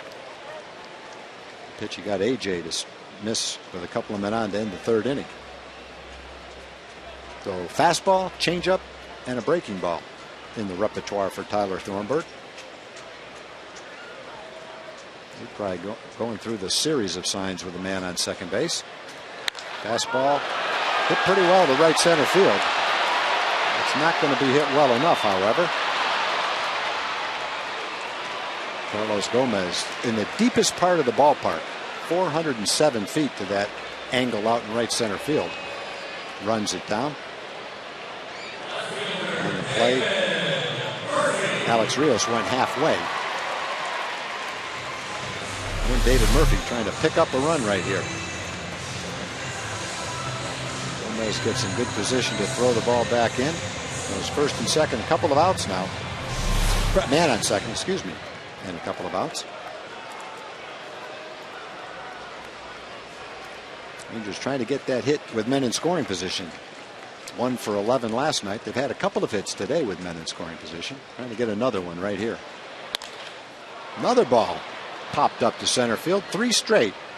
After a single and a stolen base by Alex Rios, Moreland, Profar, Murphy all fly out to center field. The Rangers waste a scoring opportunity and remain behind 4-2.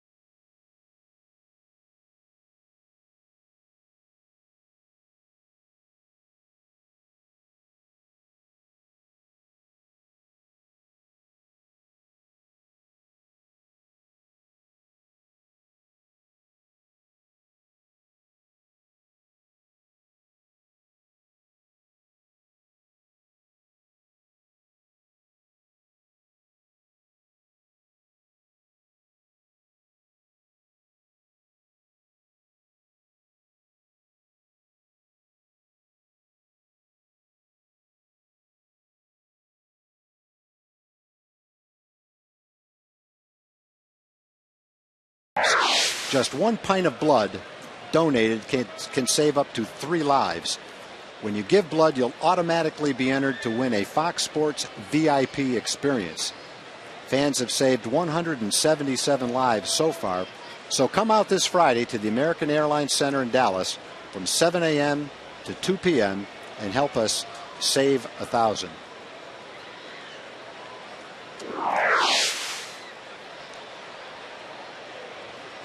And we go now to the top of the 5th inning, and again to the top of the order for the Brewers. Aoki has led off 3 times in this game.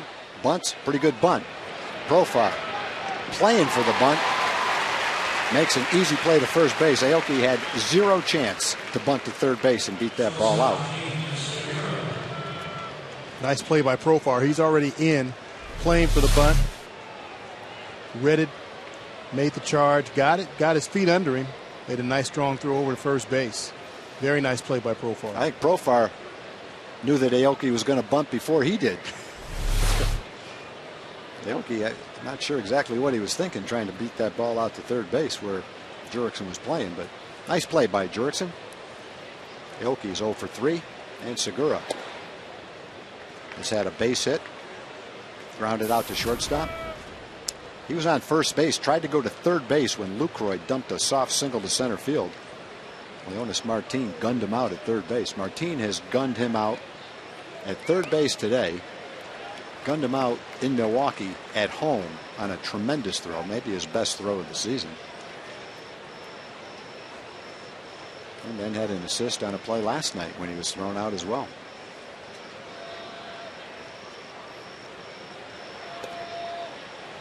A little bit low. 2 balls and 1 strike. Segura, as we've mentioned, made the All-Star team this year. Has been hitting over 300 all season long. Doesn't strike out very much. Doesn't walk very much. Good base stealer. Good line drive hitter. Ball hit into the gap. Long run for Martin, who runs it down in left center field.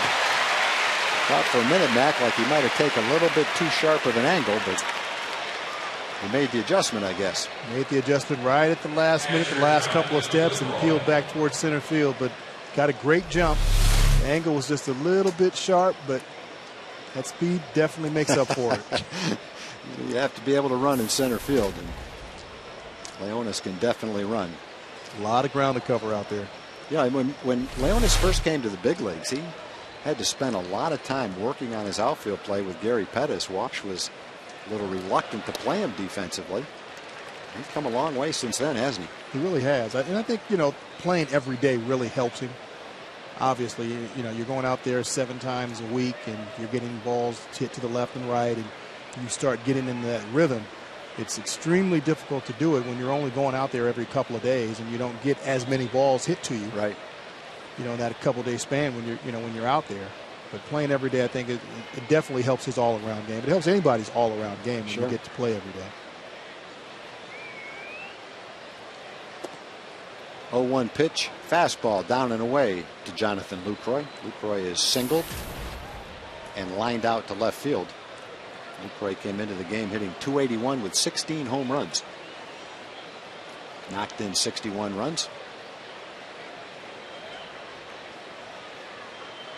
1-1 pitch, looked like a cut fastball.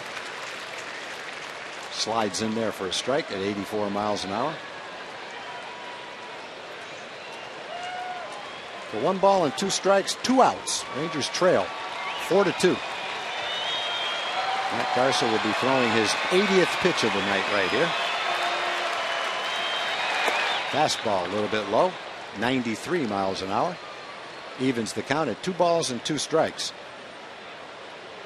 Lucroy batting third tonight. If he's successful, Aramis Ramirez would be the next hitter.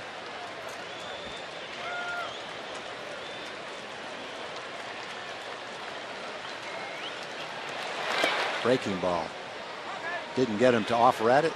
Broke a little bit out of the strike zone. 3 balls and 2 strikes now. Brewers have 4 runs on 6 hits. The Rangers have 2 runs on 5 hits. Rangers have left 4. Brewers have left 2. Brewers have scored on 2 home runs, both by Juan Francisco. Garza looks for the sign. 3-2 pitch. Breaking ball. Good breaking ball. Just fouled off by Lucroy. Sharp curveball. Lucroy just able to get a piece of it. Don't know how he was able to get a piece of that. That was a nice sharp one. I thought that was a strikeout pitch right there.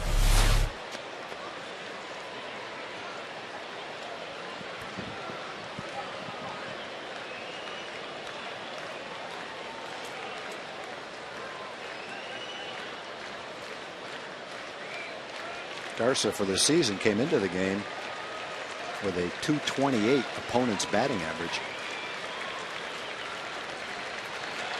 High fastball. Up and away. That's ball 4. Lucroy walks with 2 outs, and Aramis Ramirez will be the hitter. Ramirez led off the 4th inning for Milwaukee. Got behind 0-2. And Garza let a fastball get away. Up and in and hit him. Gomez then blooped a double down the right field line, and Francisco hit the next pitch out of the ballpark to right field for a 3-run homer. Fastball high. 1 ball and no strikes. Talked about Aramis Ramirez being 7th all-time among third basemen with 344 home runs. The third baseman who's just ahead of him by 10 or 15, Adrian Beltre, who is 6th all-time. Fastball swing and a miss. 93 miles an hour. Well, the other part of Ramirez's game you have to like, he had 27 home runs last year and hit 50 doubles. Many guys are hitting 50 doubles these days. To go along with 27 homers? Yeah. Fastball popped up. Should be an easy play in right field for Alex Rios. It is. Garza strands the runner on Lucroy's walk. The Rangers will hit in the bottom of the 5th. They trail by 2, 4-2.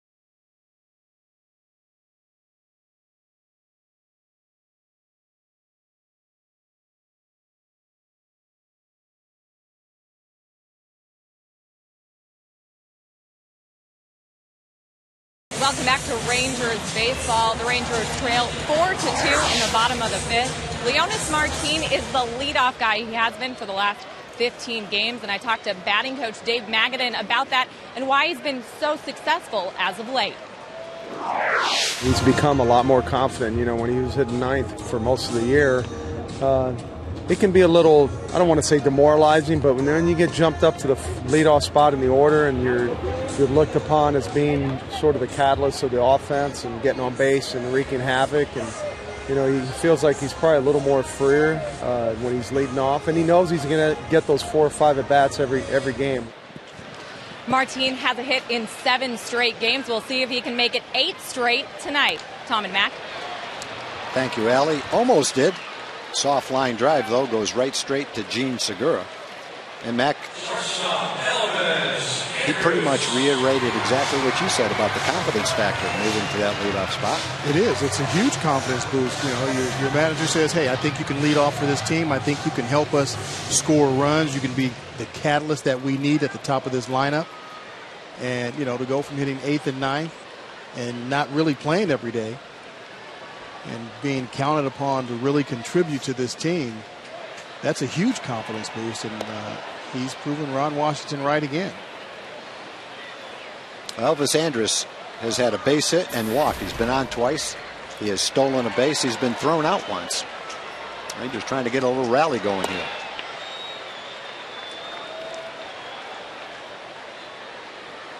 Thornburg has done a good job today as far as running his fastball in on the fists of the hitters. A number of batters have been hit right off the fist, not just the right-hand hitters either. Fastball a little bit low. He's broken a few bats tonight, especially a couple of right-handed hitters. I think Beltre got a hit on his, but just having that two-seamer that can run in that way and then be able to jam left-handers as well, that's pretty good. So he's made pitches when he's needed to make them. Elvis coming into the game had been 30 out of 33 stealing bases before Lucroy threw him out his first attempt. Breaking ball a little bit low. Did he swing at it? Yes, he did. Don't know that Bob Davidson looked for help on that. I think he called it a strike right off the bat. Now it's up to the home plate umpire. If he feels like he knows you swung at it, he can make the call. Generally, as a hitter, you'd prefer at least to look to first base for some help. That was one of those borderline ones, Matt. Could have gone either way, it looked like. Yeah, that's a tough one, especially when you're behind. I'd like, you know, that'd be a good one to get some help on. Tried to run that fastball in on Elvis' fist like he's done frequently tonight, but he missed. 3 balls and 2 strikes now to Elvis. If Elvis gets on, Kinsler and Beltre will be the next 2 hitters. Fastball, that's going to be called strike 3. Elvis might have thought that ball was a little bit low. Bob Davidson thought it was strike 3. It's probably one of those pitches right at the bottom of the strike zone, borderline pitch. Before we show that pitch again, let's go to John Radigan for a Mazda game break. John?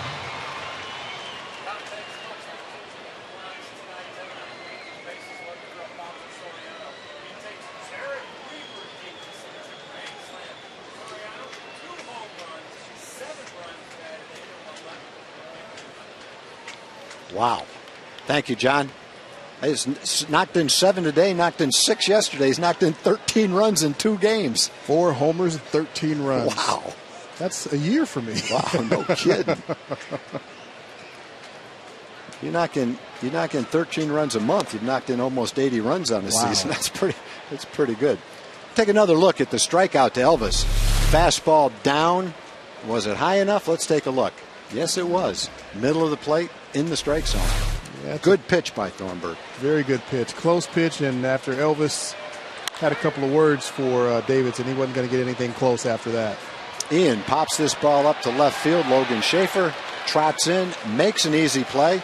The Rangers go 3 up, 3 down. Tyler Thornburg has retired 6 straight, and after 5, the Rangers trail the Brewers 4-2.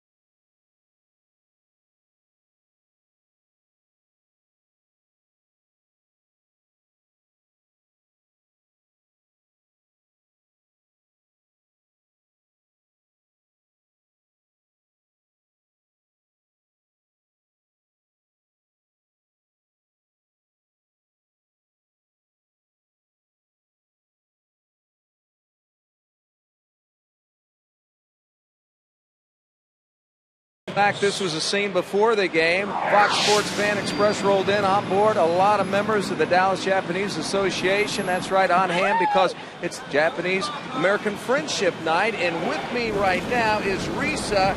And you got some special guests right here, Risa. What's this all about? We're Dallas Japanese drumming group. We're Dallas Kiari Daiko. We're happy to be here on the Japan-America Friendship Game. All right, well, give us a little demonstration here, real quick here.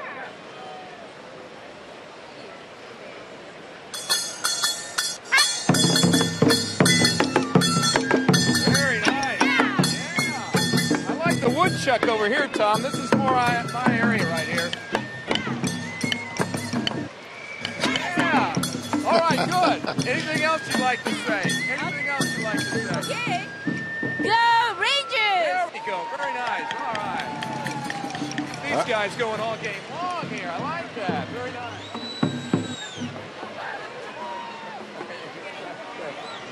All right, thanks, Jim.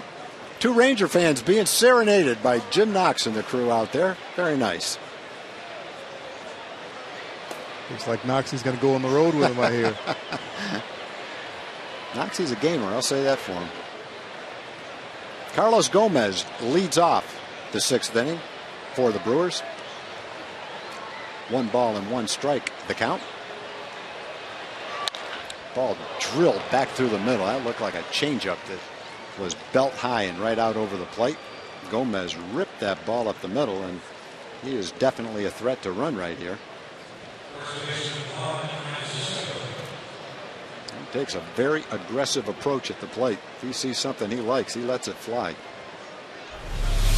He's definitely not getting cheated up there, that's for sure. And Matt's left a few pitches today, belt high and right out over the plate. I'm definitely confident that that was not where he was trying to throw that changeup. I know one thing, Mac, I'm not throwing him a fastball to hit right here. Juan Francisco's had 2 home runs. The last 2 pitches he's seen, he's hit home runs on. And he threw him a little slider, and he swung on top of it for strike 1. Another question from that fan. I mentioned a couple of the questions earlier. Are the stripes on the field painted or dyed?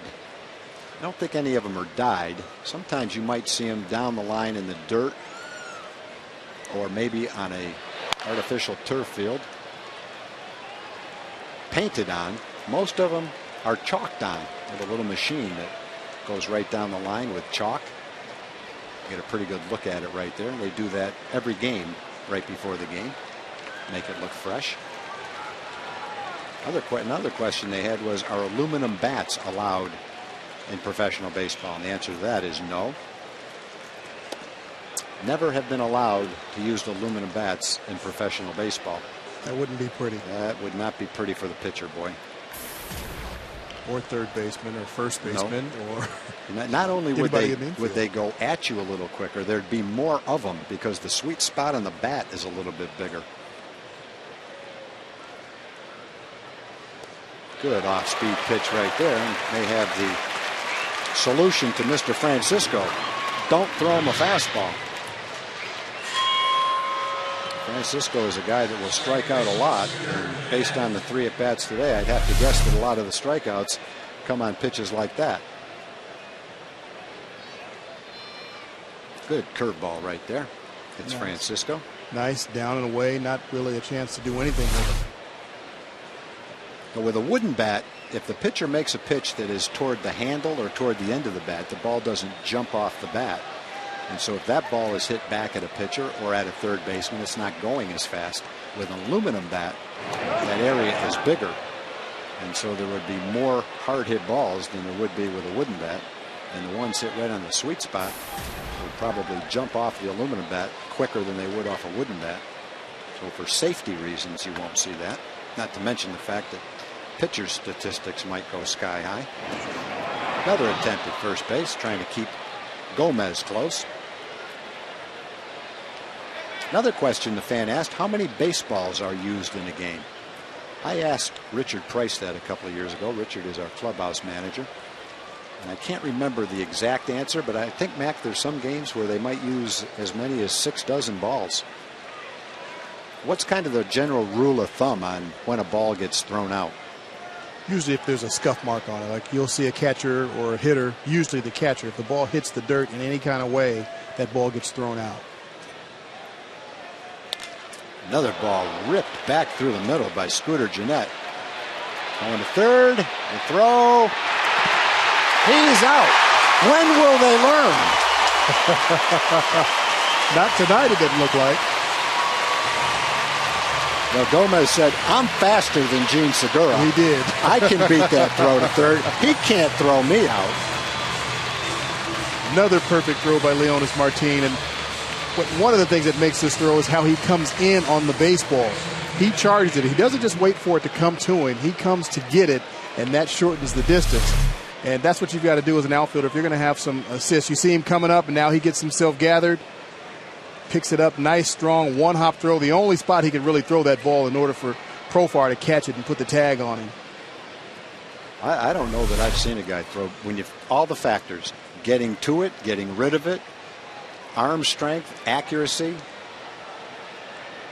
And then another important factor, Mac, is how easy is it for the fielder to catch the ball? I'm sure you played with guys where I remember Ruben Mateo used to have a great arm. But he used to throw like a two-seam fastball that you couldn't catch it. He was short hopping. Yeah. And I was on the other end of that a few times. You know better than I do, absolutely. Then. I observed it. You felt it. That's not an easy throw, but if you bounce it far enough away from the fielder, you give him an opportunity to pick it exactly like Profar did just there. And that's what you want. You want to bounce it. You want it to be a one-hopper. Sometimes you have to throw it all the way in the air. But in that instance, when that runner, Gomez, is coming around second base, he's got a little bit of an arc, so you've got to throw the ball around him. And that's exactly what Martin did. He one-hopped it, kept it down, and it was perfect for Profar to be able to pick it. Here's what it looks like coming to Jurickson. Boy, not only everything about that throw, he threw it, like you said, away from the runner, so it didn't hit the runner. It was perfect.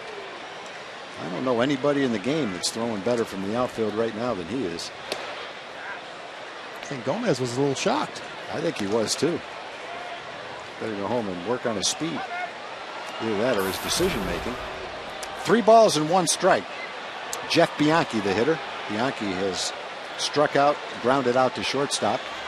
On that throw to third, Scooter Gennett went to second base, so he's in scoring position with 2 outs. Fastball down and away. First base is open. 2 outs now for Logan Schaefer. Logan Schaefer, batting ninth, has struck out a couple of times in the ballgame. Second walk for Matt. This next pitch will be his 100th pitch. Ron Washington is coming to the mound, and he may not get to throw his 100th pitch. That will be it for Matt. Ron Washington makes the change. We'll have to wait for Logan Schaefer.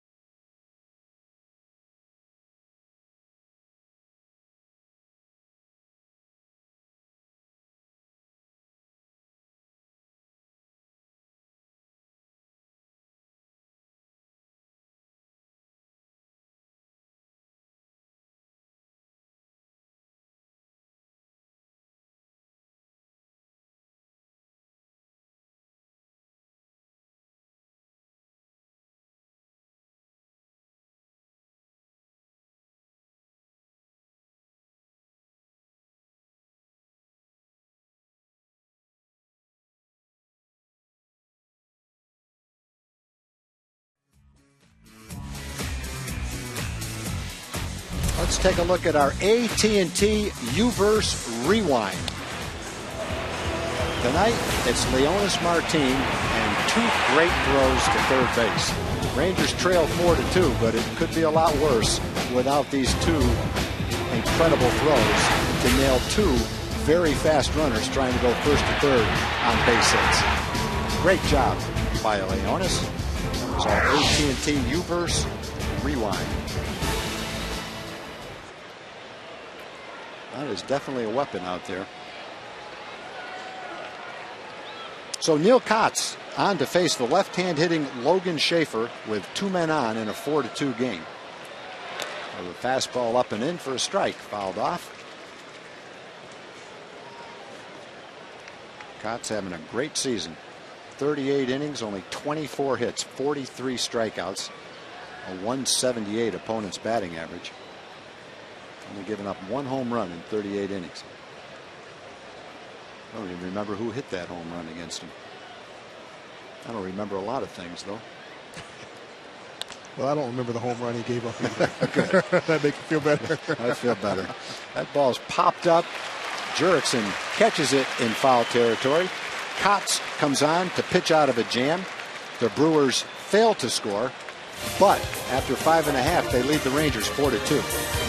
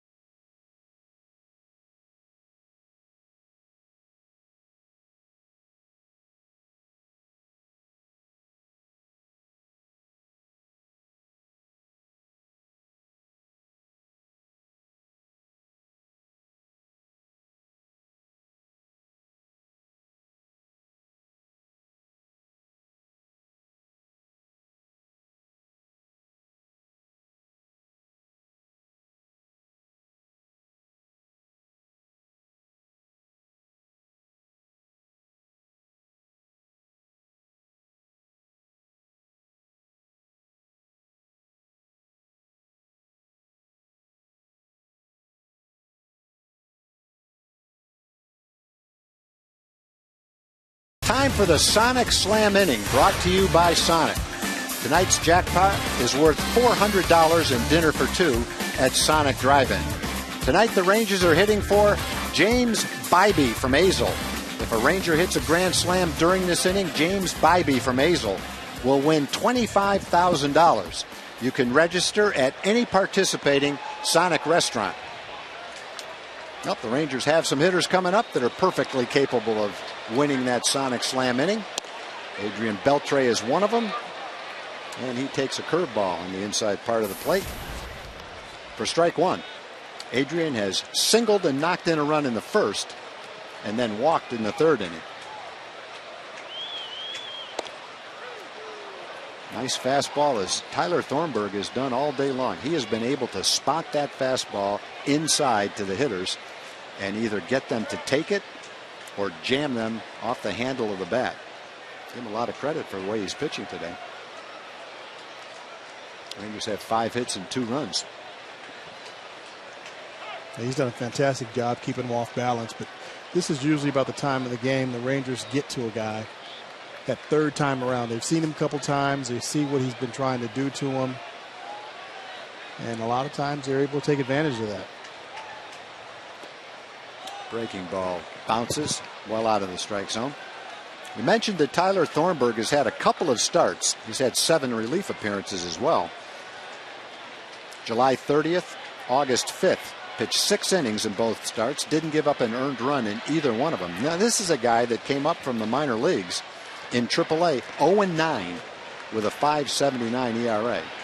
He's definitely found a better formula here in the big leagues. Again, tries to get that fastball in on the fist. Adrian takes it, and that's ball 2. 2 balls and 2 strikes for Adrian, leading off the 6th inning for the Rangers. They really knew something that we just did not know. 0-9 with a 5.7 ERA. Let's go to the big leagues. Yeah, I'd like to know the thought behind that. The ball dumped into right field, but Aoki is right there before it hit the ground. Aoki got a good jump on that ball. He's a good all-around ball player. Makes contact, pretty good leadoff hitter. Plays a solid right field. I don't know that he does anything well above average, but he does everything solid average. Fundamentally sound. Yeah, exactly.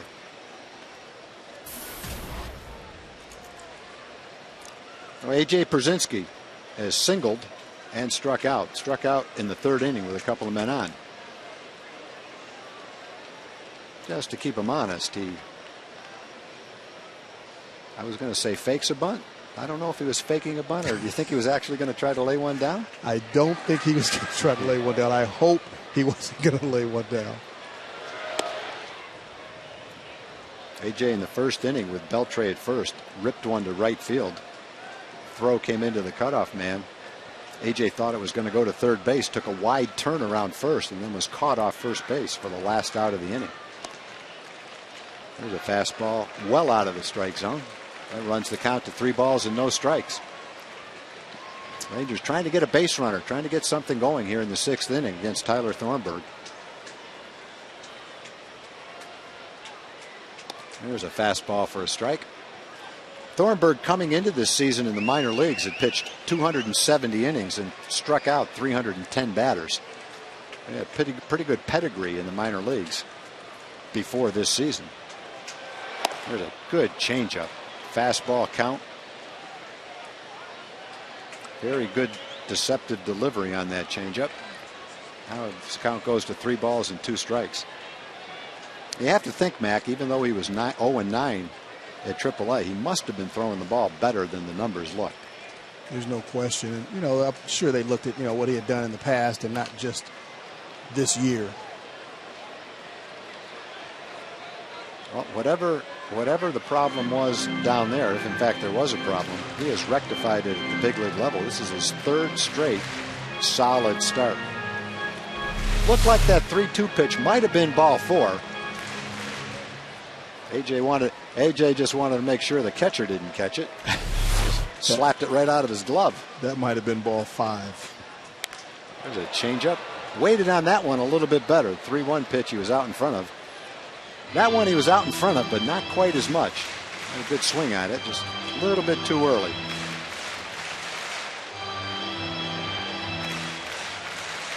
So 3 balls and 2 strikes. Thornburg showing he's not afraid to throw something other than his fastball on a 3-2 pitch. There's ball 4. Even AJ couldn't swing at that pitch. He thought about it. It went through his mind, but if he did, he probably would have fouled it off anyway. Well, the Rangers have a base runner with 1 out for Alex Rios. Alex has a single. He's grounded out to 3rd base. Rangers trail by 2. Milwaukee's had 4 runs on 8 hits, but the 2 hits that counted were the 2 home runs by Juan Francisco.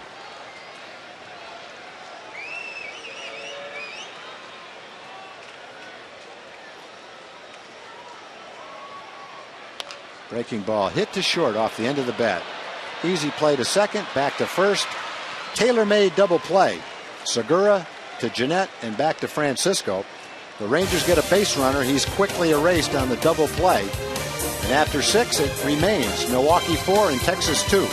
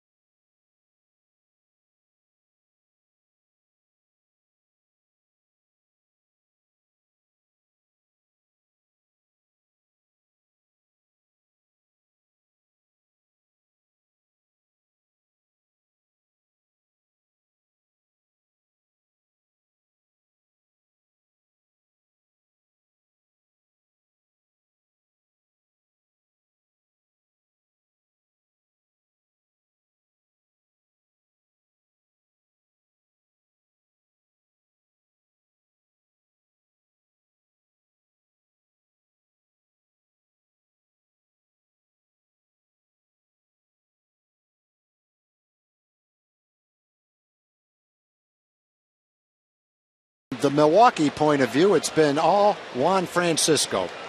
A solo home run in his first at-bat, and then a 3-run homer in his second at-bat. 2 home runs. He's knocked in all 4 runs. From the Rangers' point of view, it's been Leonis Martin. 2 more excellent outfield assists. That gives him 5 in the last 7 games. And sooner or later, even the guys who can really run are going to think twice about running on him, the way he's throwing right now. That is our Ford game summary. Neil Kotz remains on the mound for the Rangers. He came in with a couple of men on in the 6th inning and 2 outs. Got Logan Schaefer to pop up in foul territory. And now it's back to the top of the order. Norichika Aoki has led off in this game 4 times.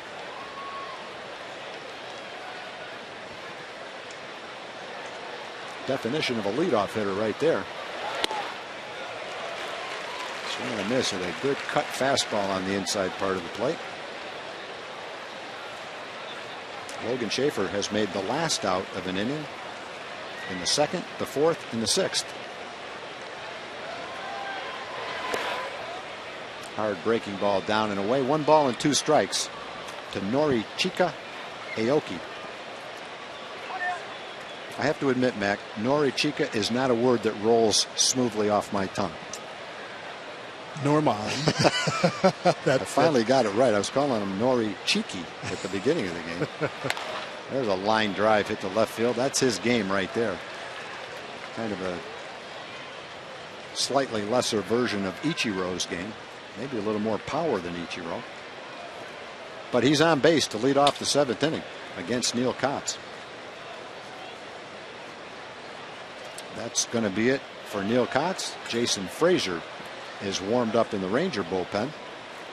We got right-hand hitters coming up. Neil came in to face the 2 lefties. He'll turn it over to Jason Frazier with nobody out and Norichika Aoki on base.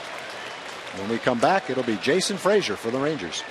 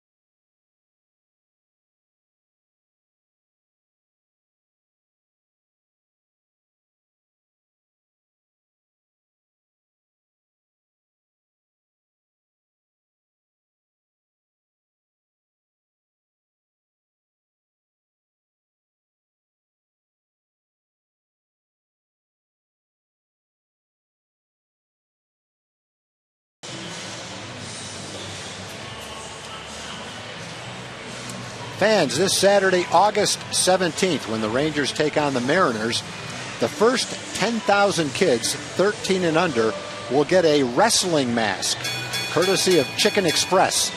Tickets are available at TexasRangers.com or by calling 972-RANGERS.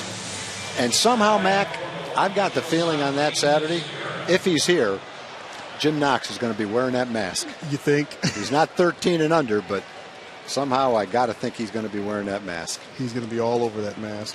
I can't really see Allie wearing it. I can't see Dana wearing it. No. John Radigan might have too big a head to wear it. I know I've got too big a head to wear it. Buzz does too. It might look pretty good on you, Mac. Yeah, right. I think it's you and Noxie all the way for that one. Oh, no. I'll let Noxie take care of that. Gene Segura. With Aoki at first, nobody out here in the 7th inning. Rangers trying to protect a 2-run deficit, if that's what you want to call it, the way you want to say it. A bunt that goes foul. In other words, the Rangers don't want to trail by more than 2 runs at the end of this inning. And it's up to Jason Frazier to come in and get the middle of the order. 2, 3, 4. Segura, Lucroy, and Ramirez. Segura looking down to third base for the sign. Ed Cedar is the third base coach for Milwaukee.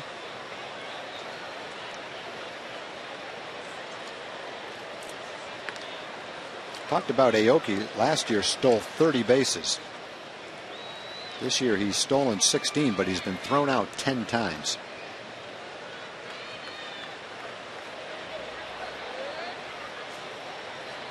There he goes. Pitch is fouled off. Segura on the hit and run, trying to find the hole. It was there too. Kinsler was covering. Took an attempt at it, but just couldn't find the hole. Mac, how do you determine who covers second base? Well, with a right-handed hitter up, you want the second baseman to cover the bag because that's the opposite field. So if a right-handed hitter, depending on the pitcher, on who's pitching, the situation, but normally it would be the second baseman covering, and with a left-handed hitter, you want the shortstop covering because it's the off field, not the full field. But, you know, different situations dictate whether you're going to switch it up or not. You know, how hard the pitcher's throwing, where the location of this particular pitch is going to be, what the situation of the game is. I think in that situation there, I probably would have switched it up, just knowing that they're trying to get more runs. And you've got a guy that can handle the bat, the number 2 hitter, the leadoff hitter on first base late in the ball game. I probably would have switched it up there. And the opposite side of it, if you're the hitter, are you trying to go the other way, anticipating that that's the guy that's going to be covering the base? Yes, well, especially in this situation when you've got a runner on first base, you've got a wider hole. So even if that second baseman stays home, you still have that hole because the first baseman is holding the runner on first base. Right. So as a right-handed hitter, I'm still trying to shoot for that hole. And as a left-handed hitter, I just want to get the ball on the ground. I'm still trying to go the opposite way. I can't really think about, you know, who's going to be covering, who's going to stay home. I just got to put the ball in play. Right. 0-2 pitch. Fouled off. Now, what about you were a switch hitter? What was more difficult for you? I guess it doesn't matter whether you're a switch hitter or not. Pulling the ball through the hole or going the other way through the hole? Pulling the ball for me was always tougher because it was tougher for me. And, you know, later on in my career, I got a lot better at pulling it, but I wanted to go the other way. My swing was pretty much an inside-out swing, so I was trying to go the other way all the time. Well, Jason Frazier to Gene Segura. No balls and 2 strikes, nobody out. Aoki has been on the move a couple of times, not that time. Segura takes inside for ball 1. Nice quick pitch by Frazier. Didn't let Aoki get off the bag and get set to be able to run, and then threw a fastball inside and had Segura frozen. He was a little bit off the plate with pitch number 5 to Segura. Strike 3 called. Good pitch right there by Jason. And he gets a tough hitter that doesn't strike out very much. And a fairly free swinger at that. He's only walked a handful of times.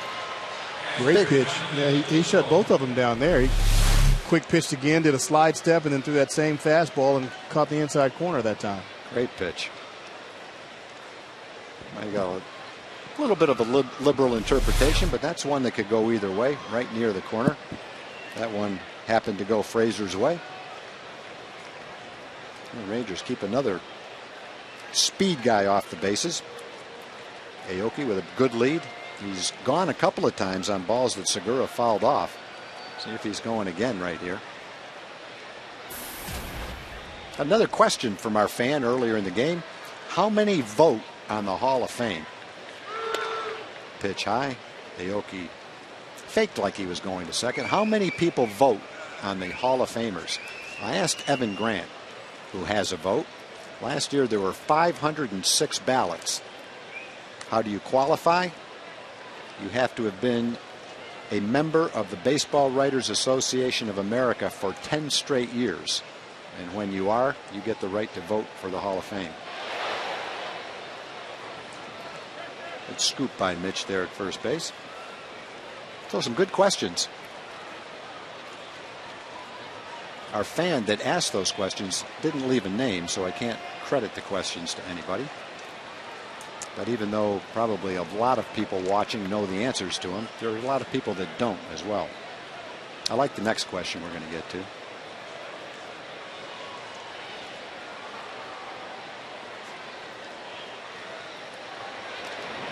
How about this one, Matt? Does the owner have power over the manager? Let's just say this. The owner signs the checks. So I don't care what your line of work is. The guy signing the checks has the power. Now, I don't know. Well, I guess I've heard of some owners. I know ours aren't that way. That would actually tell a manager what to do. The manager consults with his coaches, with his general manager, sometimes with his owner, and they come up with decisions. But I think it would be very rare for a manager, for instance, during a game, to say, take the pitcher out, pinch hit for the batter, or anything like that. Now, George Steinbrenner may have done that. I'm not sure. But I know our owners have never done that. At the same time, if they wanted to, manager has a choice. Do you say, get back in your seat, I'm running this game? Or do you say, yes, sir? I don't know. Great throw. Aoki trying to steal second is thrown out, and you can't throw it any better than that. A.J. Przinsky right on the money. I think A.J. was waiting for Aoki. You could tell Aoki was going to go again. And that time A.J. was ready for him. He dropped that throw right on top of the bag. Beautiful throw. Aoki picked the right pitch to run on. Frazier did his high leg kick. But A.J. came off from behind that plate and threw a perfect strike down to second base. Boy, we've seen the last 6 or 7 games, we've seen some good throwing by Ranger catchers and by opponents, making it very tough to steal bases. So Aoki is erased. Now there's 2 outs and nobody on. 3-0 pitch to Lucroy is a strike.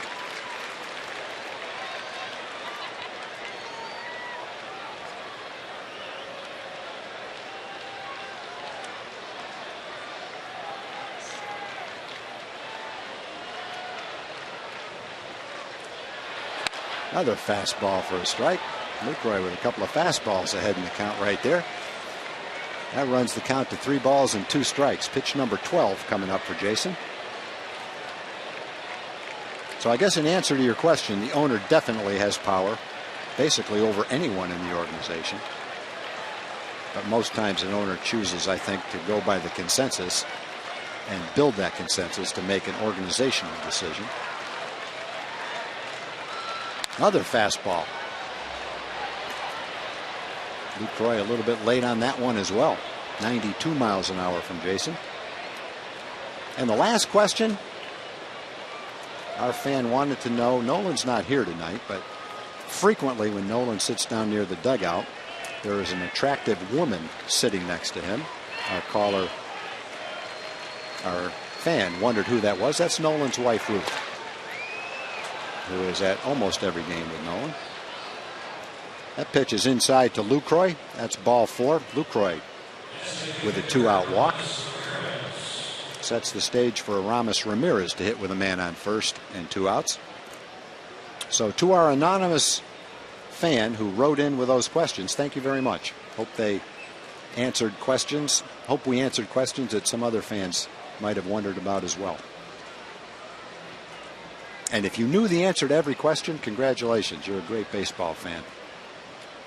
I have to admit, I did not know the answer to every one of them. There's a high fastball. 1 ball and no strikes to Ramirez. Lucroy has walked and he's at first base. Top of the 7th, Milwaukee leads 4-2. They've had 9 hits in the game. The Rangers have had 5 hits. Ramirez has only had 184 at bats. He spent some time on the disabled list. You can tell his timing is not quite where it normally is. He's missed a number of fastballs today. There's another one right there that evens the count at 1 ball and 1 strike.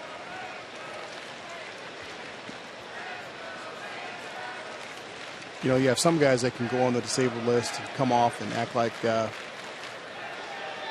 didn't miss a beat. Their rhythm, their timing is all there, and they just continue hitting. And you've got some guys where it really affects them.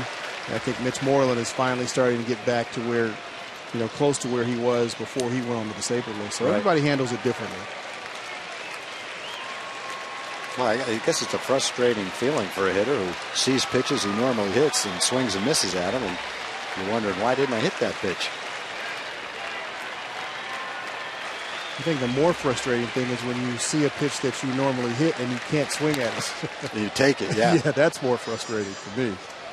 Well, you know, I think every hitter goes through that at times. You're kind of caught in between. You're taking a good pitch to hit, and then you say, I've got to get ready to swing, and before you know it, you've swung at a slider down and away and out of the strike zone. It's 0-2, and you're thinking, oh, here we go again. I don't care who you are. It's tough to block those kind of thoughts out, too.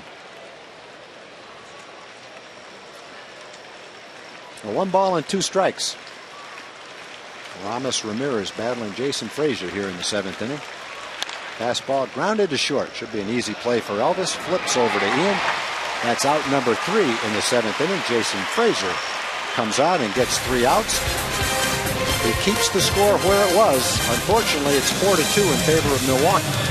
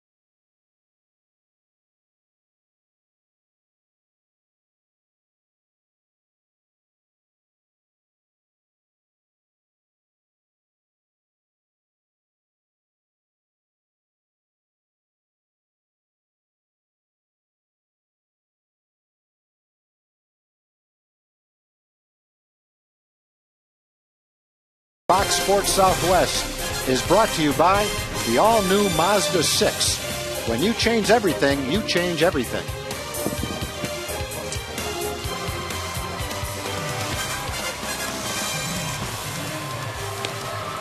Well, we go to the bottom of the 7th inning. That will be it for Tyler Thornburg, who pitches 6 solid innings. And he gives way to Michael Gonzalez. This will be the 61st game for Michael. He pitched in last night's game. Had a little bit of tough luck, left with the bases loaded, but was bailed out of that jam. Having a good solid season. Only left-hander in the Milwaukee bullpen. And he will face Mitch Moreland, a left-hand hitter, Jurickson Profar, a switch hitter, David Murphy, a left-hand hitter, and if anyone is on, Leonis Martin, who is also a left-hand hitter. So if you're going to use your left-handed guy in the bullpen, this is probably the time you would do it.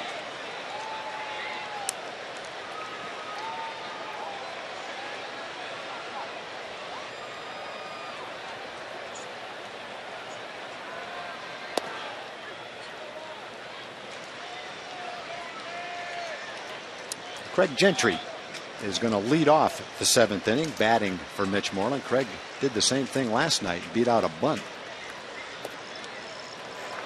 Takes ball 1.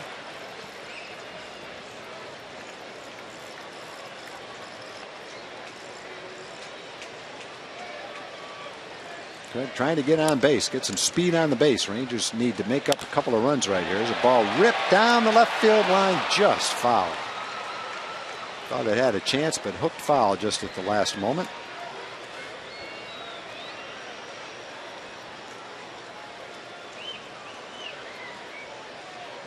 Tyler Thornburg ended up pitching 6 innings, gave up 5 hits. Sure looked fair off the bat, but you can see how it hooked and ended up well foul. 1 ball and 2 strikes now. Gave up a couple of runs, walked 3 and struck out 2. Did a nice job of pitching in with his fastball. High fastball fouled straight back. Was able to get the fastball in on the hitters pretty consistently tonight. Rangers had never seen him. I think that plays to the pitcher's advantage a little bit. You know, the Rangers are pretty good at getting to guys after they've seen them 2 or 3 times through the order, but Thornburg was just too tough tonight. No, he had good movement on his fastball. He had a pretty good changeup too, enough that I think it just made the fastball even more effective. Yeah, fastball is tough to hit, especially when it's moving 2 ways. He's got the 2-seamer, he's got the 4-seamer. Good job by Craig. Laid off the off-speed pitch. That runs the count now to 3 balls and 2 strikes. Craig working his way back into the count, trying to get on base. Trying to get on base for Jurickson Profar. Next hitter. 3-2 pitch from Michael Gonzalez. Off-speed pitch. He checked his swing, and the Rangers have their leadoff hitter on in the 7th inning. It's Craig Gentry, and that's speed on the bases. Let's go to Allie Lucia quickly. Allie? Thanks, Tom. Craig Gentry reaches base for the 2nd straight night when being called into pinch hit. The Rangers are 2nd best in the AL in pinch hitting, and I talked to Craig about that stat earlier today. It's more of a mindset when you're coming off the bench and having a pinch hit and stuff like that. You got to get ready and every day and keep your routine going. So I think we've done a great job of that so far this year. 21 pinch hits for the Rangers. Mac, how difficult is it? It's extremely difficult to come in off the bench cold late in the ball game and get a pinch hit, especially if you're coming in the 9th inning and facing that closer. That's a very difficult job, and usually you see a veteran player that's doing that, coming off the bench and pinch hitting, because it is so difficult to do. Not going to get him.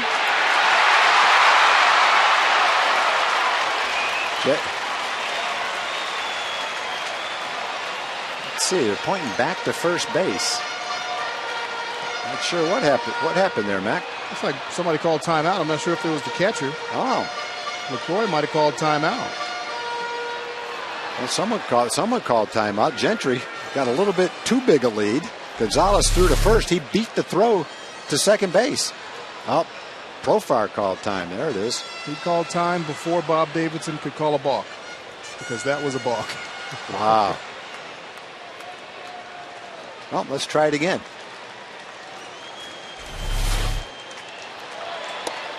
Fastball low. 2 balls and no strikes now to Profar. Gonzalez has already walked Gentry. That was a pretty appropriate soundbite right there by Allie, with Gentry up at bat. And I think that the other hard thing is you go up there aggressive, and then to be able to lay off that 3-2 off-speed pitch was a pretty nice job of patient hitting, too. Very nice piece of hitting. He laid off 2 changeups down in the dirt. And that's tough to do when you're coming off the bench as a pitch hitter. You want to be aggressive, so if there's going to be anything close, you want to be ready to swing. Yeah. I remember Bill Stein, who was an excellent pinch hitter for the Rangers. He used to say, the one thing I said to myself when I went up to the plate, I'm getting 3 swings. In other words, I'm not taking a strike. I'm going to be aggressive. Craig was able to lay off a tough pitch. Hopefully that'll lead to a big inning right here. 2-0 pitch. Gonzalez tossing softly to first base, trying to keep Gentry close.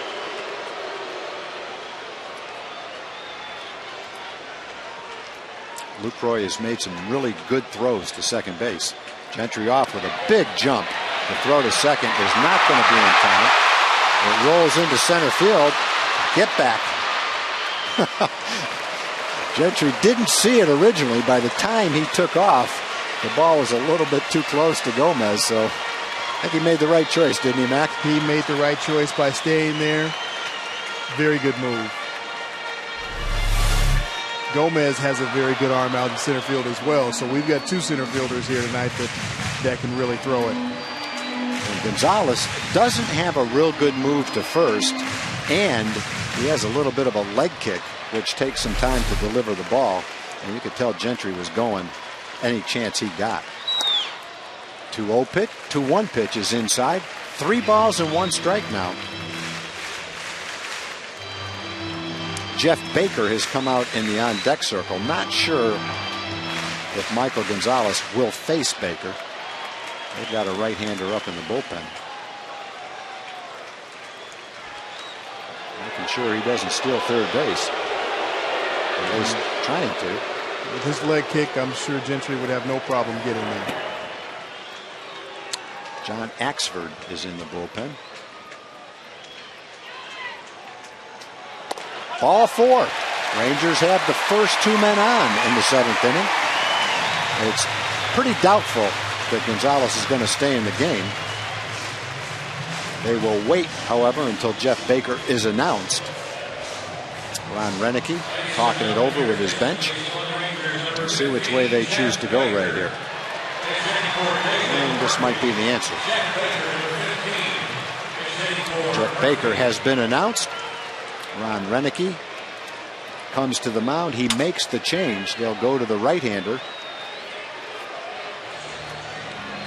Jeff Baker will hit with a couple of men on. Nobody out here in the 7th inning. Rangers trying to get back to it. We'll be right back.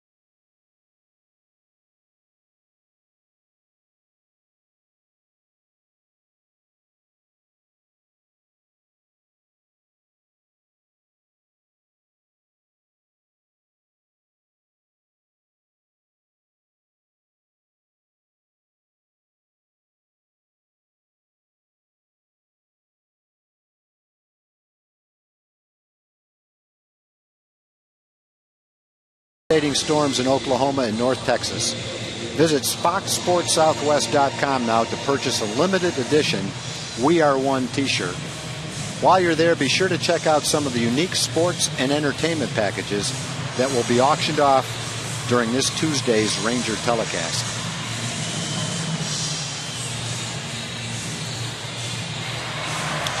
So we're in the bottom of the 7th. The Rangers have 2 men on. Craig Gentry has walked. Jurickson Profar has walked. John Axford has replaced Michael Gonzalez. Axford on the year with a .428 ERA has given up 8 home runs in 48 innings. That's a key statistic. Axford in 2011 saved 46 games for Milwaukee. Fell on, I guess, a little bit of hard times last year, but still saved 35 games. He's lost the closer spot. Jim Henderson is now the closer. But a closer's not going to appear in a tougher spot than this, even though it's not the 9th inning. Could be a pretty good case made for this is a closer spot right here in the 7th inning, trying to protect a 2-run lead. Well, I'm sure Axford's looking at it exactly that way. He's got to come in and he's got to close it out here. No outs, runners at first and second. Rangers are threatening a lot like last night. Had bases loaded in last night's ball game, but really couldn't get anything done with it. So tonight they definitely want to take advantage of it.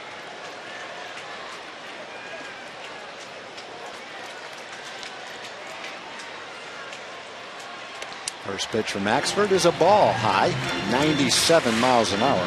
Got a great arm. 50 strikeouts in 48 innings. Axford last pitched on Thursday against San Francisco, had 2 scoreless innings in that game.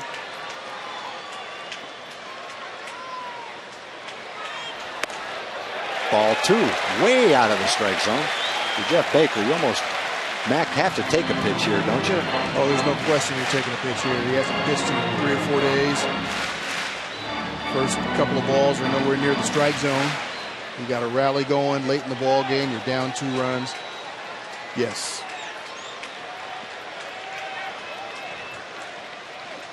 2-0 pitch. Ball low. 3 balls and no strikes. Rangers have already had 2 walks, Gentry and Profar. And John Axford is on the verge of walking Jeff Baker right here to load the bases with nobody out in the bottom of the 7th inning.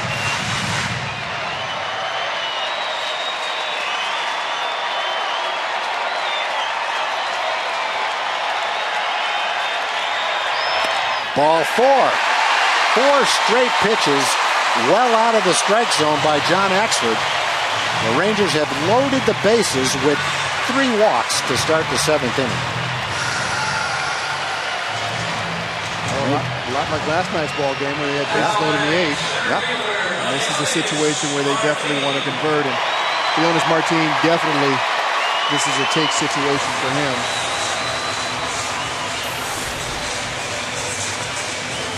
Leonis is 0 for 3. He lined out in the 5th inning. He's flied out, he's grounded out. And he's got to wait for a good pitch right here.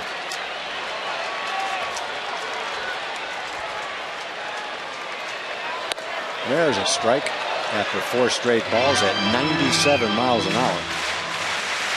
Remember, Axford has given up 8 home runs in only 48 innings of relief.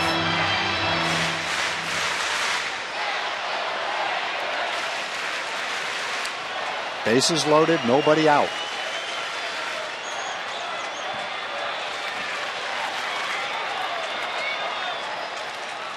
Curveball. Bends in there for a strike. I don't know how you could hit that pitch as a hitter. You've seen him throw 5 straight fastballs at 97 miles an hour, and then he drops that overhand curveball in for a strike. But at least now with 2 strikes, you've seen it. You've seen the fastball, you've seen the curveball.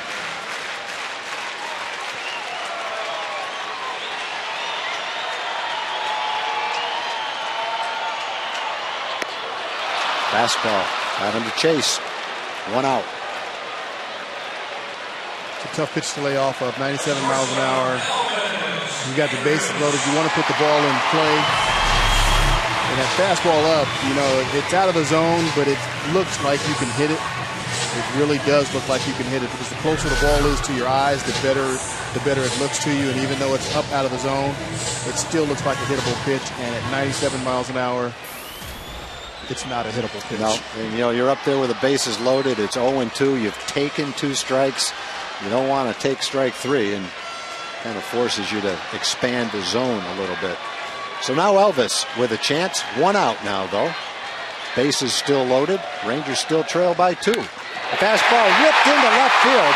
That's a hard smash. It's going to be station to station. Bases stay loaded. Elvis with a great at-bat. Gentry scores. Profar could only go to third. That ball was hit right straight at Logan Schaefer. But the Rangers cut the gap to 4-3, and now Ian Kinsler has his shot. That's a one-hop line drive to the left field. There's nobody on the planet that's going to score on that ball there. So Profar had no chance to come in and score the tying run, but still one out and the bases loaded.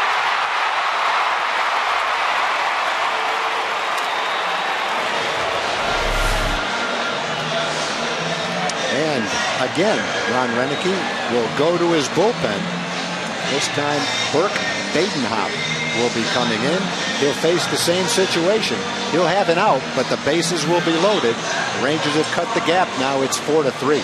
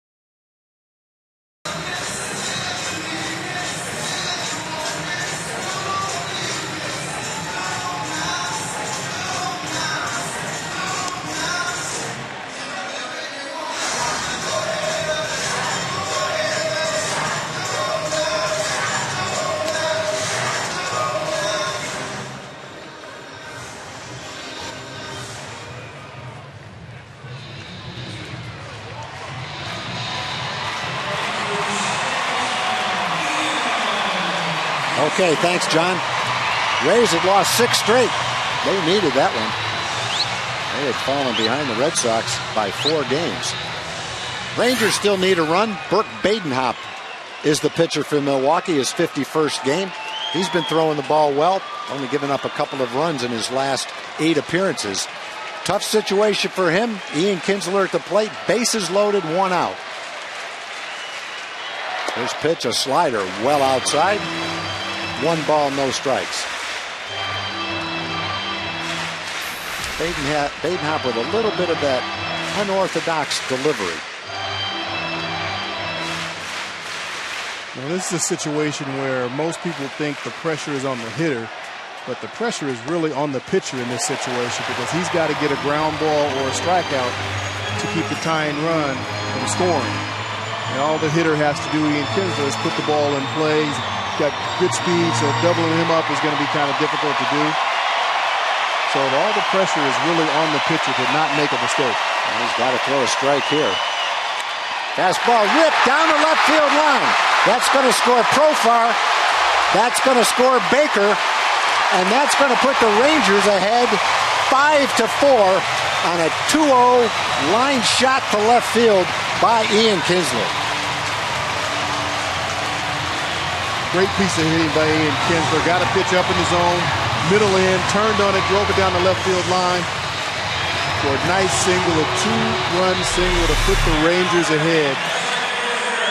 Got a fastball in the middle, actually stayed in the middle and started coming back in, and Kinsler's looking for it. That's his sweet spot.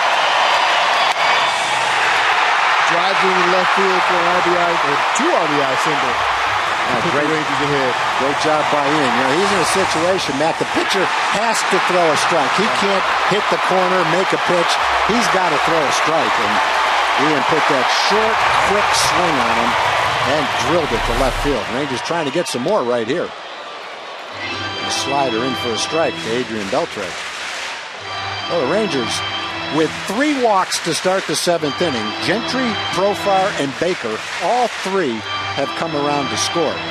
Andrus with an RBI single, Kinsler with a 2 RBI single. They're both on base now, and the Rangers trying to extend their lead.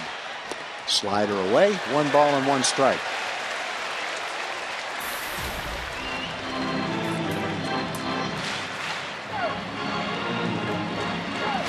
You know, this is a pretty good situation here to have some movement on the bases. You got Elvis at second and Kinsler at first, and they're just looking for a break. Anything that they can take advantage of. Pickoff attempt at second. Elvis was back.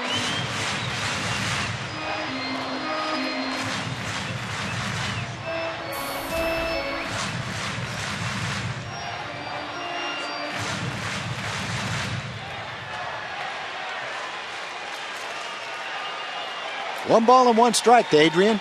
2 men on. Rangers now lead by 1. There's a fastball away. 2 balls and 1 strike.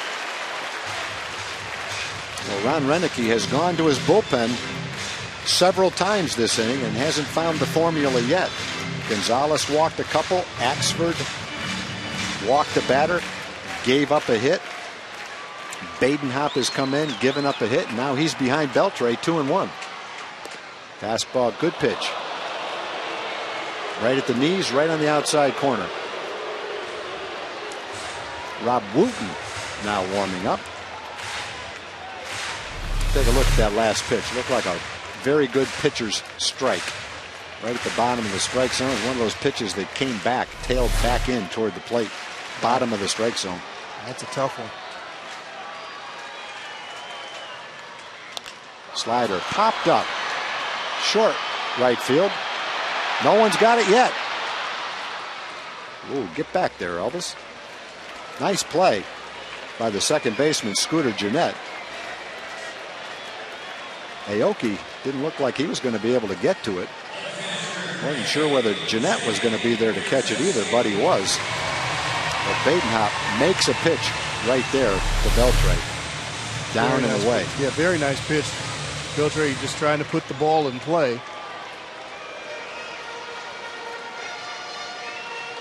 Badenhop looked out to Aoki in right field, realized Aoki might not be in position to get it, and realized I'm the one that's got to go catch this ball, which he did. This September, Metro PCS is giving your child a chance to take outfielder David Murphy to school. Log on to MetroPCSTakeAPlayer.com for your chance to win. Metro PCS, wireless for all. Yeah, that's pretty good service right there. While I'm reading that, Mac, a cricket landed right in front of me. Allie Montine came to my rescue and flicked it out of the way. Gotcha. Thank you for that, Allie. Taking great care of us. Yes. Not particularly afraid of crickets, but it's a little bit disconcerting when you're trying to read something, not knowing if it's going to dive bomb you like it did AJ. She wasn't sure. She wasn't sure at all. Strike 1 to AJ. Fastball away, evens the count. 1 ball and 1 strike. The Rangers have taken the lead in the bottom of the 7th, 5-4, but they've got a chance to get some more here. First and second for AJ. AJ's had a base hit, he's struck out, and he's walked.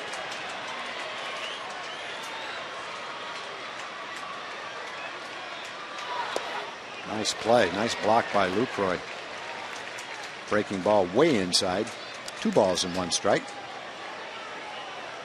If AJ gets on base, Alex Rios would be the 9th hitter for the Rangers here in the 7th inning. Nice rally late in the ball game. Helped out, obviously, by 3 leadoff walks. Well, they were able to take advantage of it tonight. That's something they weren't able to do last night. They had opportunities. They couldn't convert, and tonight they come back and have that same opportunity, and they make something of it. The ball chopped to second base. This is going to be tough for Jeanette. Playing out in right field. He makes the play. If he doesn't make that play, Elvis scores from second base. Nice play by Jeanette. That ends the inning. But the Rangers score 3. Elvis singles in 1. Ian rips one to left.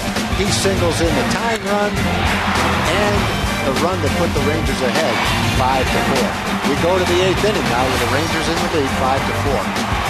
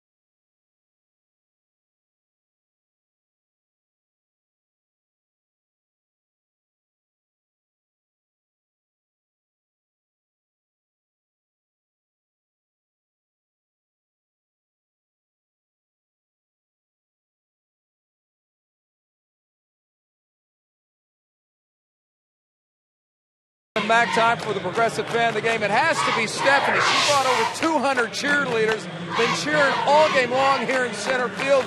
Why'd you bring them here to the game, Stephanie? We just thought the Rangers need a little extra spirit. All right, here you go. Well, here's the bag. Congratulations. Anything else? Yeah, check this out. Hey, not bad. All right. Go Rangers! There you go. What a cheerleader here. Way to go. Good job, Stephanie. Appreciate it. Thank you. Knoxley, your turn. Check that out. Here's the first pitch. Wow. That's a first. I've never seen that before. Never. That's an athlete right there. Unlike you and me, Matt. You got it. First pitch from Tanner Scheppers. Nicely done. Keep the speed off the bases. 1 pitch, 1 out here in the 8th inning. Gomez taps softly to first base after he doubled and singled. Tanner Scheppers will pitch the 8th inning, trying to preserve the lead. 53rd game for Tanner. Excellent results. Jason Fraser with a shutout 7th inning. Could be the winning pitcher if the Rangers hang on and win this game. He got the win the other day in Houston. Jeff Baker stays in the game. He'll play first. Greg Gentry stays in the game. He'll play left. Down the left field line, but foul. Juan Francisco in a 1-run game could be described as a fairly dangerous out right here. He's homered twice on fastballs. Then Matt struck him out with a slow curveball. Scheppers with a curveball gets him to swing and miss. And I'm not the pitcher and I'm not the catcher, Mac, but if I'm throwing these next pitches, that's what they're going to do. They're going to curve and they're going to go down and they're going to be below the knees. Yes, they are. Kind of like that. Exactly. See you later. Very nice piece of pitching. I think if Matt could go back and face Francisco the first 2 times, Francisco would not see a fastball to hit. He's a guy that's strikeout prone. Mentioned that earlier. 115 strikeouts in a short number of at-bats. And it looks like he is a free swinger looking for a fastball all the way. So 4 pitches. We've got a strikeout and an out here in the 8th inning. And Scooter Jeanette will face Tanner Scheppers. Fastball low and inside at 97 miles an hour for ball 1. Tanner's looking well rested, getting his fastball up to 97 miles an hour, and it is not straight. No, it's not. That ball just tailed away like a left-handed slider from Jeanette. The results of our AT&T Twitter poll. Who will win the National League Central? Pittsburgh Pirates get 36% of the vote. Cubs got 24% of the vote. There's some blind fans right there. There's a low strike. I think all those votes came from Chicago. I think there's some wishful thinking right there, but I guess they haven't statistically been eliminated yet. 1 ball and 2 strikes. Jeanette calls timeout. Shepard's got the call on a low strike on the pitch before that. Tanner trying to get out of this inning in less than 10 pitches. Here's pitch number 8.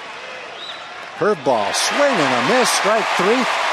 3 up, 3 down, 2 strikeouts. Great stuff from Tanner Shepard's got both strikeouts on sharp breaking curveballs. He preserves the lead. The Rangers will bat in the bottom of the 8th inning, and they lead 5-4.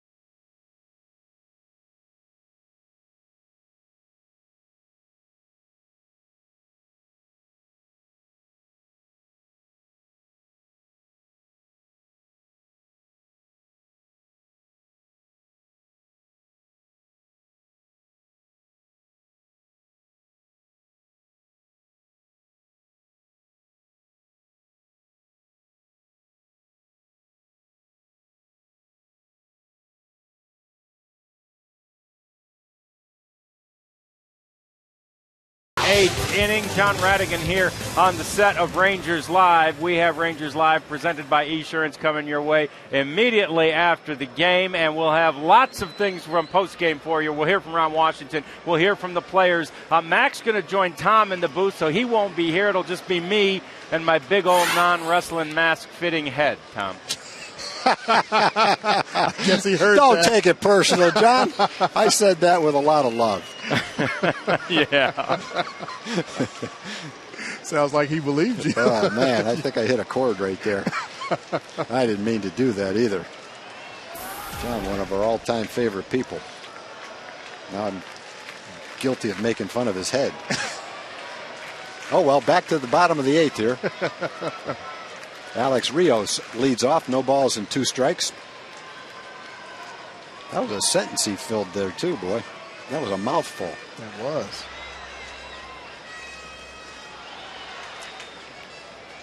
Alex 1 for 3 on the night. Hit into a double play, singled and grounded to third. Slider, good slider. Outside part of the plate. Badenhop came in the 7th and quickly got behind Kinsler 2-0. Had to come in with a fastball, and Ian ripped it. Last night, Ian hit with the bases loaded and hit a line drive to third base to end the inning. Tonight, he lined it over third base for a couple of runs.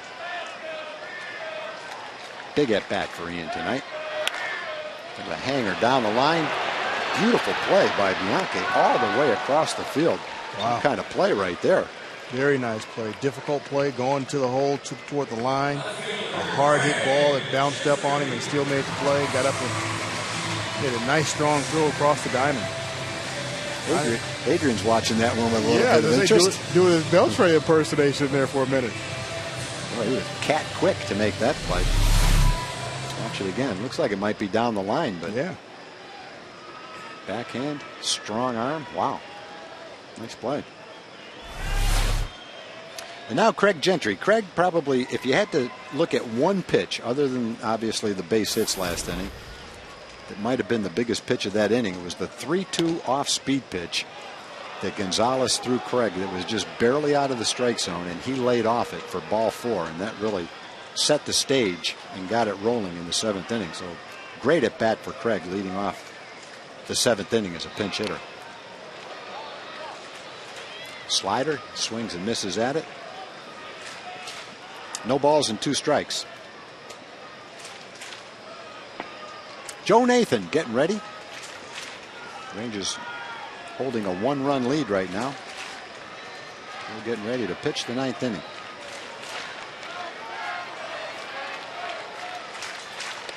Slider outside. 1 ball and 2 strikes.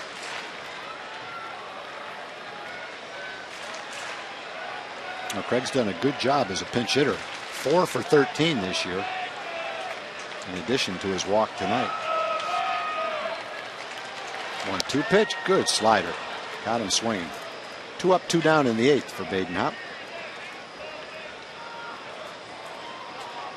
He got a couple of big outs after the single by Kinsler with a couple of men on. He got Beltray and Brzezinski.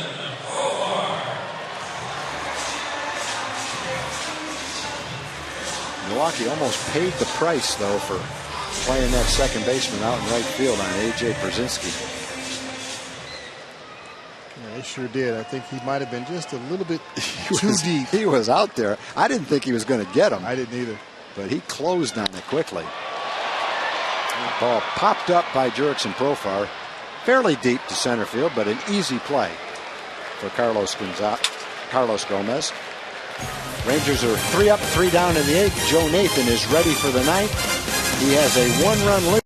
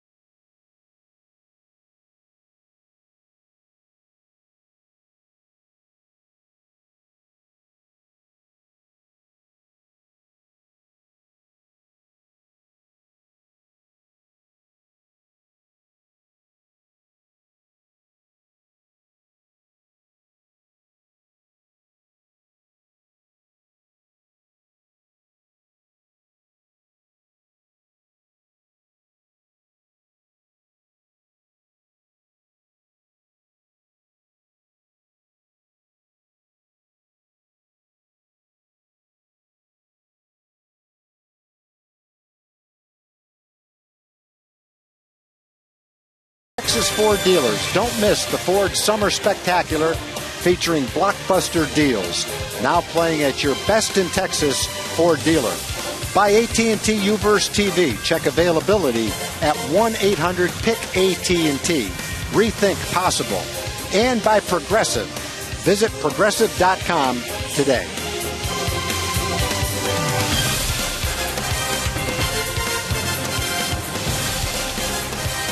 And so in a very interesting game tonight, the Rangers have battled back from a 2-run deficit, taken a 1-run lead. They turn it over to their closer, Joe Nathan. Joe is 35 out of 37, going for save number 36. He'll face Jeff Bianchi leading off the 9th inning. Throws strike one. Bianchi aggressively swinging.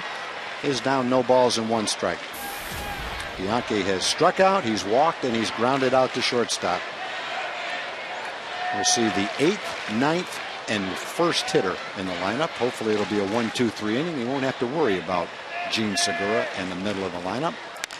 Slider stays up in the strike zone, it looked like.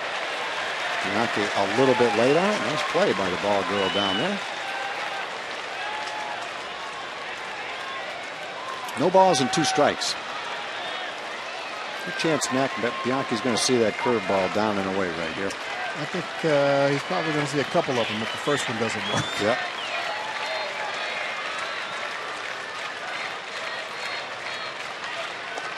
Hard breaking ball. Down and away. Not quite tempting enough. 8th season with 35 or more saves. 3rd most in baseball history. Trevor Hoffman has 12. Mariano Rivera also has 12. We're looking at one of the all-time best closers right here. High fastball. Good swing at it. Fouled back. 94 miles an hour from Joe. One thing the bullpen has had is a little bit more rest. Starters are pitching deeper into ball games. Matt Garza coming into the game had pitched at least 7 innings in his 4 starts. Martin Perez threw a complete game. Derek Holland, Yu Darvish all pitching late into ball games. Fastball just missed. That looked like it might have been at the top outside corner of the strike zone. I think that surprised Bob Davidson as well. Yeah, that's not only at the top, that's in the strike zone right there. That was a good pitch. 2-2. Slider grounded to second. Should be a playable ball. It is. 1 up, 1 down in the 9th inning for Joe Nathan. Nice slider. Soft ground ball to second. Nice piece of pitching by Nathan. Didn't get the fastball, came back through a slider in an unhittable place.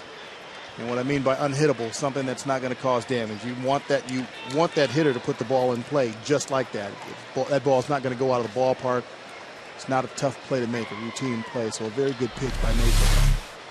You see him started on the outside part of the plate, and it goes off the outside corner. So it's a ball, but it looks like a strike. And with 2 outs, that hitter doesn't want to strike out by looking at it. He starts him off with a breaking ball. Schaefer swings and misses. No balls and 1 strike.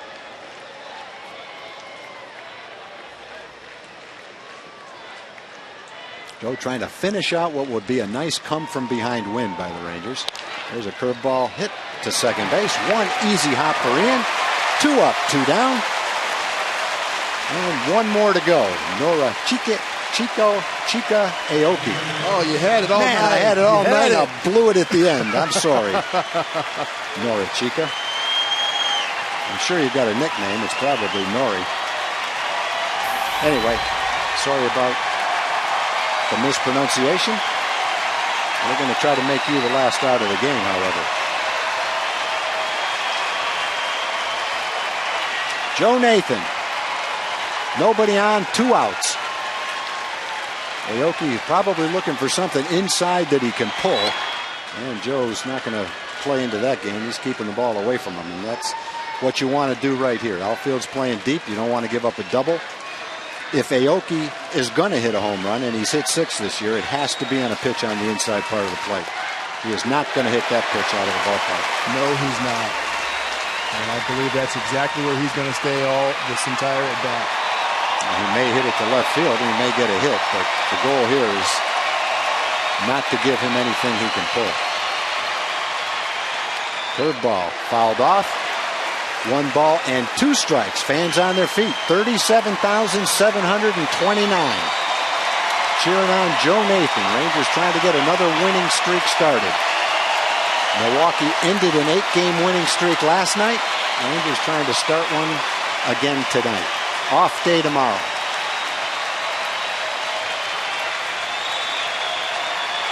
Fastball just fouled off, slapped into the Milwaukee dugout. Aoki just trying to hang in there right now. Joe with good stuff tonight. Look sharp. Thinking about the next pitch. What do I want to throw him? Tail the fastball away. Throw him a breaking ball out of the strike zone. Try to get him to swing at it. Agrees with Przynski on the call, and here we go. This misses with a changeup, it looked like. 2 balls and 2 strikes. If Aoki does get on, then you go to Gene Segura. Fastball away right here. There it is. Slapped foul. One thing you don't have to worry about is that ball going down the left field line for a double. Shouldn't have to worry about it anyway. Profar favoring the line a little bit so that doesn't happen. Everything away. As we thought. Ron Washington, Jackie Moore, hoping for that post-game hug, but they've got one more out to go. Fastball just misses up and away. 3 balls and 2 strikes now to Norichika Aoki. There's Gene Segura, who will hit if Aoki gets on base.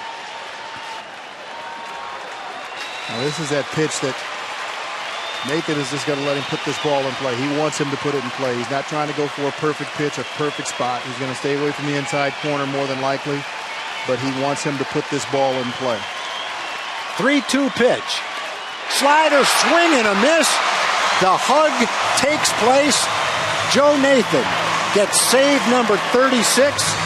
Jason Frazier gets the win. The Rangers come back from a 2-run deficit on big hits from Elvis Andrus and Ian Kinsler, and they salvage the second game of this 2-game series against Milwaukee and deal them a tough loss, 5-4. Beautiful game all around. Nice, timely hitting. They never gave up. They kept fighting and fighting.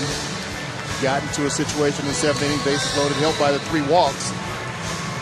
And they made it count tonight. Ian Kinsler with a huge base hit down the left field line. And, you know, the Rangers are up there in that inning. They're trying to get base runners, and the batters all had patient at bats. You look at all 3 walks: Gentry, Profar, Baker. They worked the walks and they set up the inning. And Joe Nathan, with a slider, strikes out Aoki for the last out of the ball game. 3 up, 3 down for Joe. Save number 36. He's 36 out of 38. Ron Washington breathes a sigh of relief. And after that nice win, let's go down to Allie. Allie?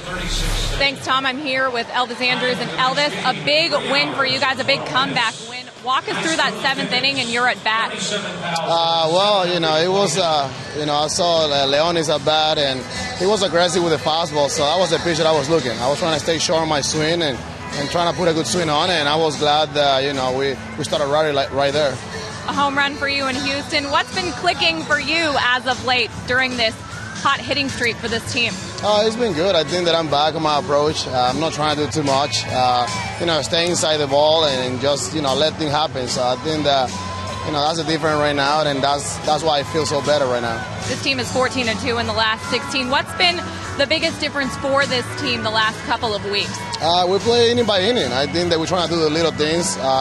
We're having quality at bats, a lot of walks, and trying to create opportunity. And we're doing really good at that job, and we need to continue to play the same way. Thanks, Elvis. Go enjoy the win and the off day tomorrow. Thank you. Tom, back to you. Okay, thanks, Allie. Great win for the Rangers. Big hit by Elvis, big hit by Ian. Rangers win 5-4. And John Radigan will be right back to wrap this up.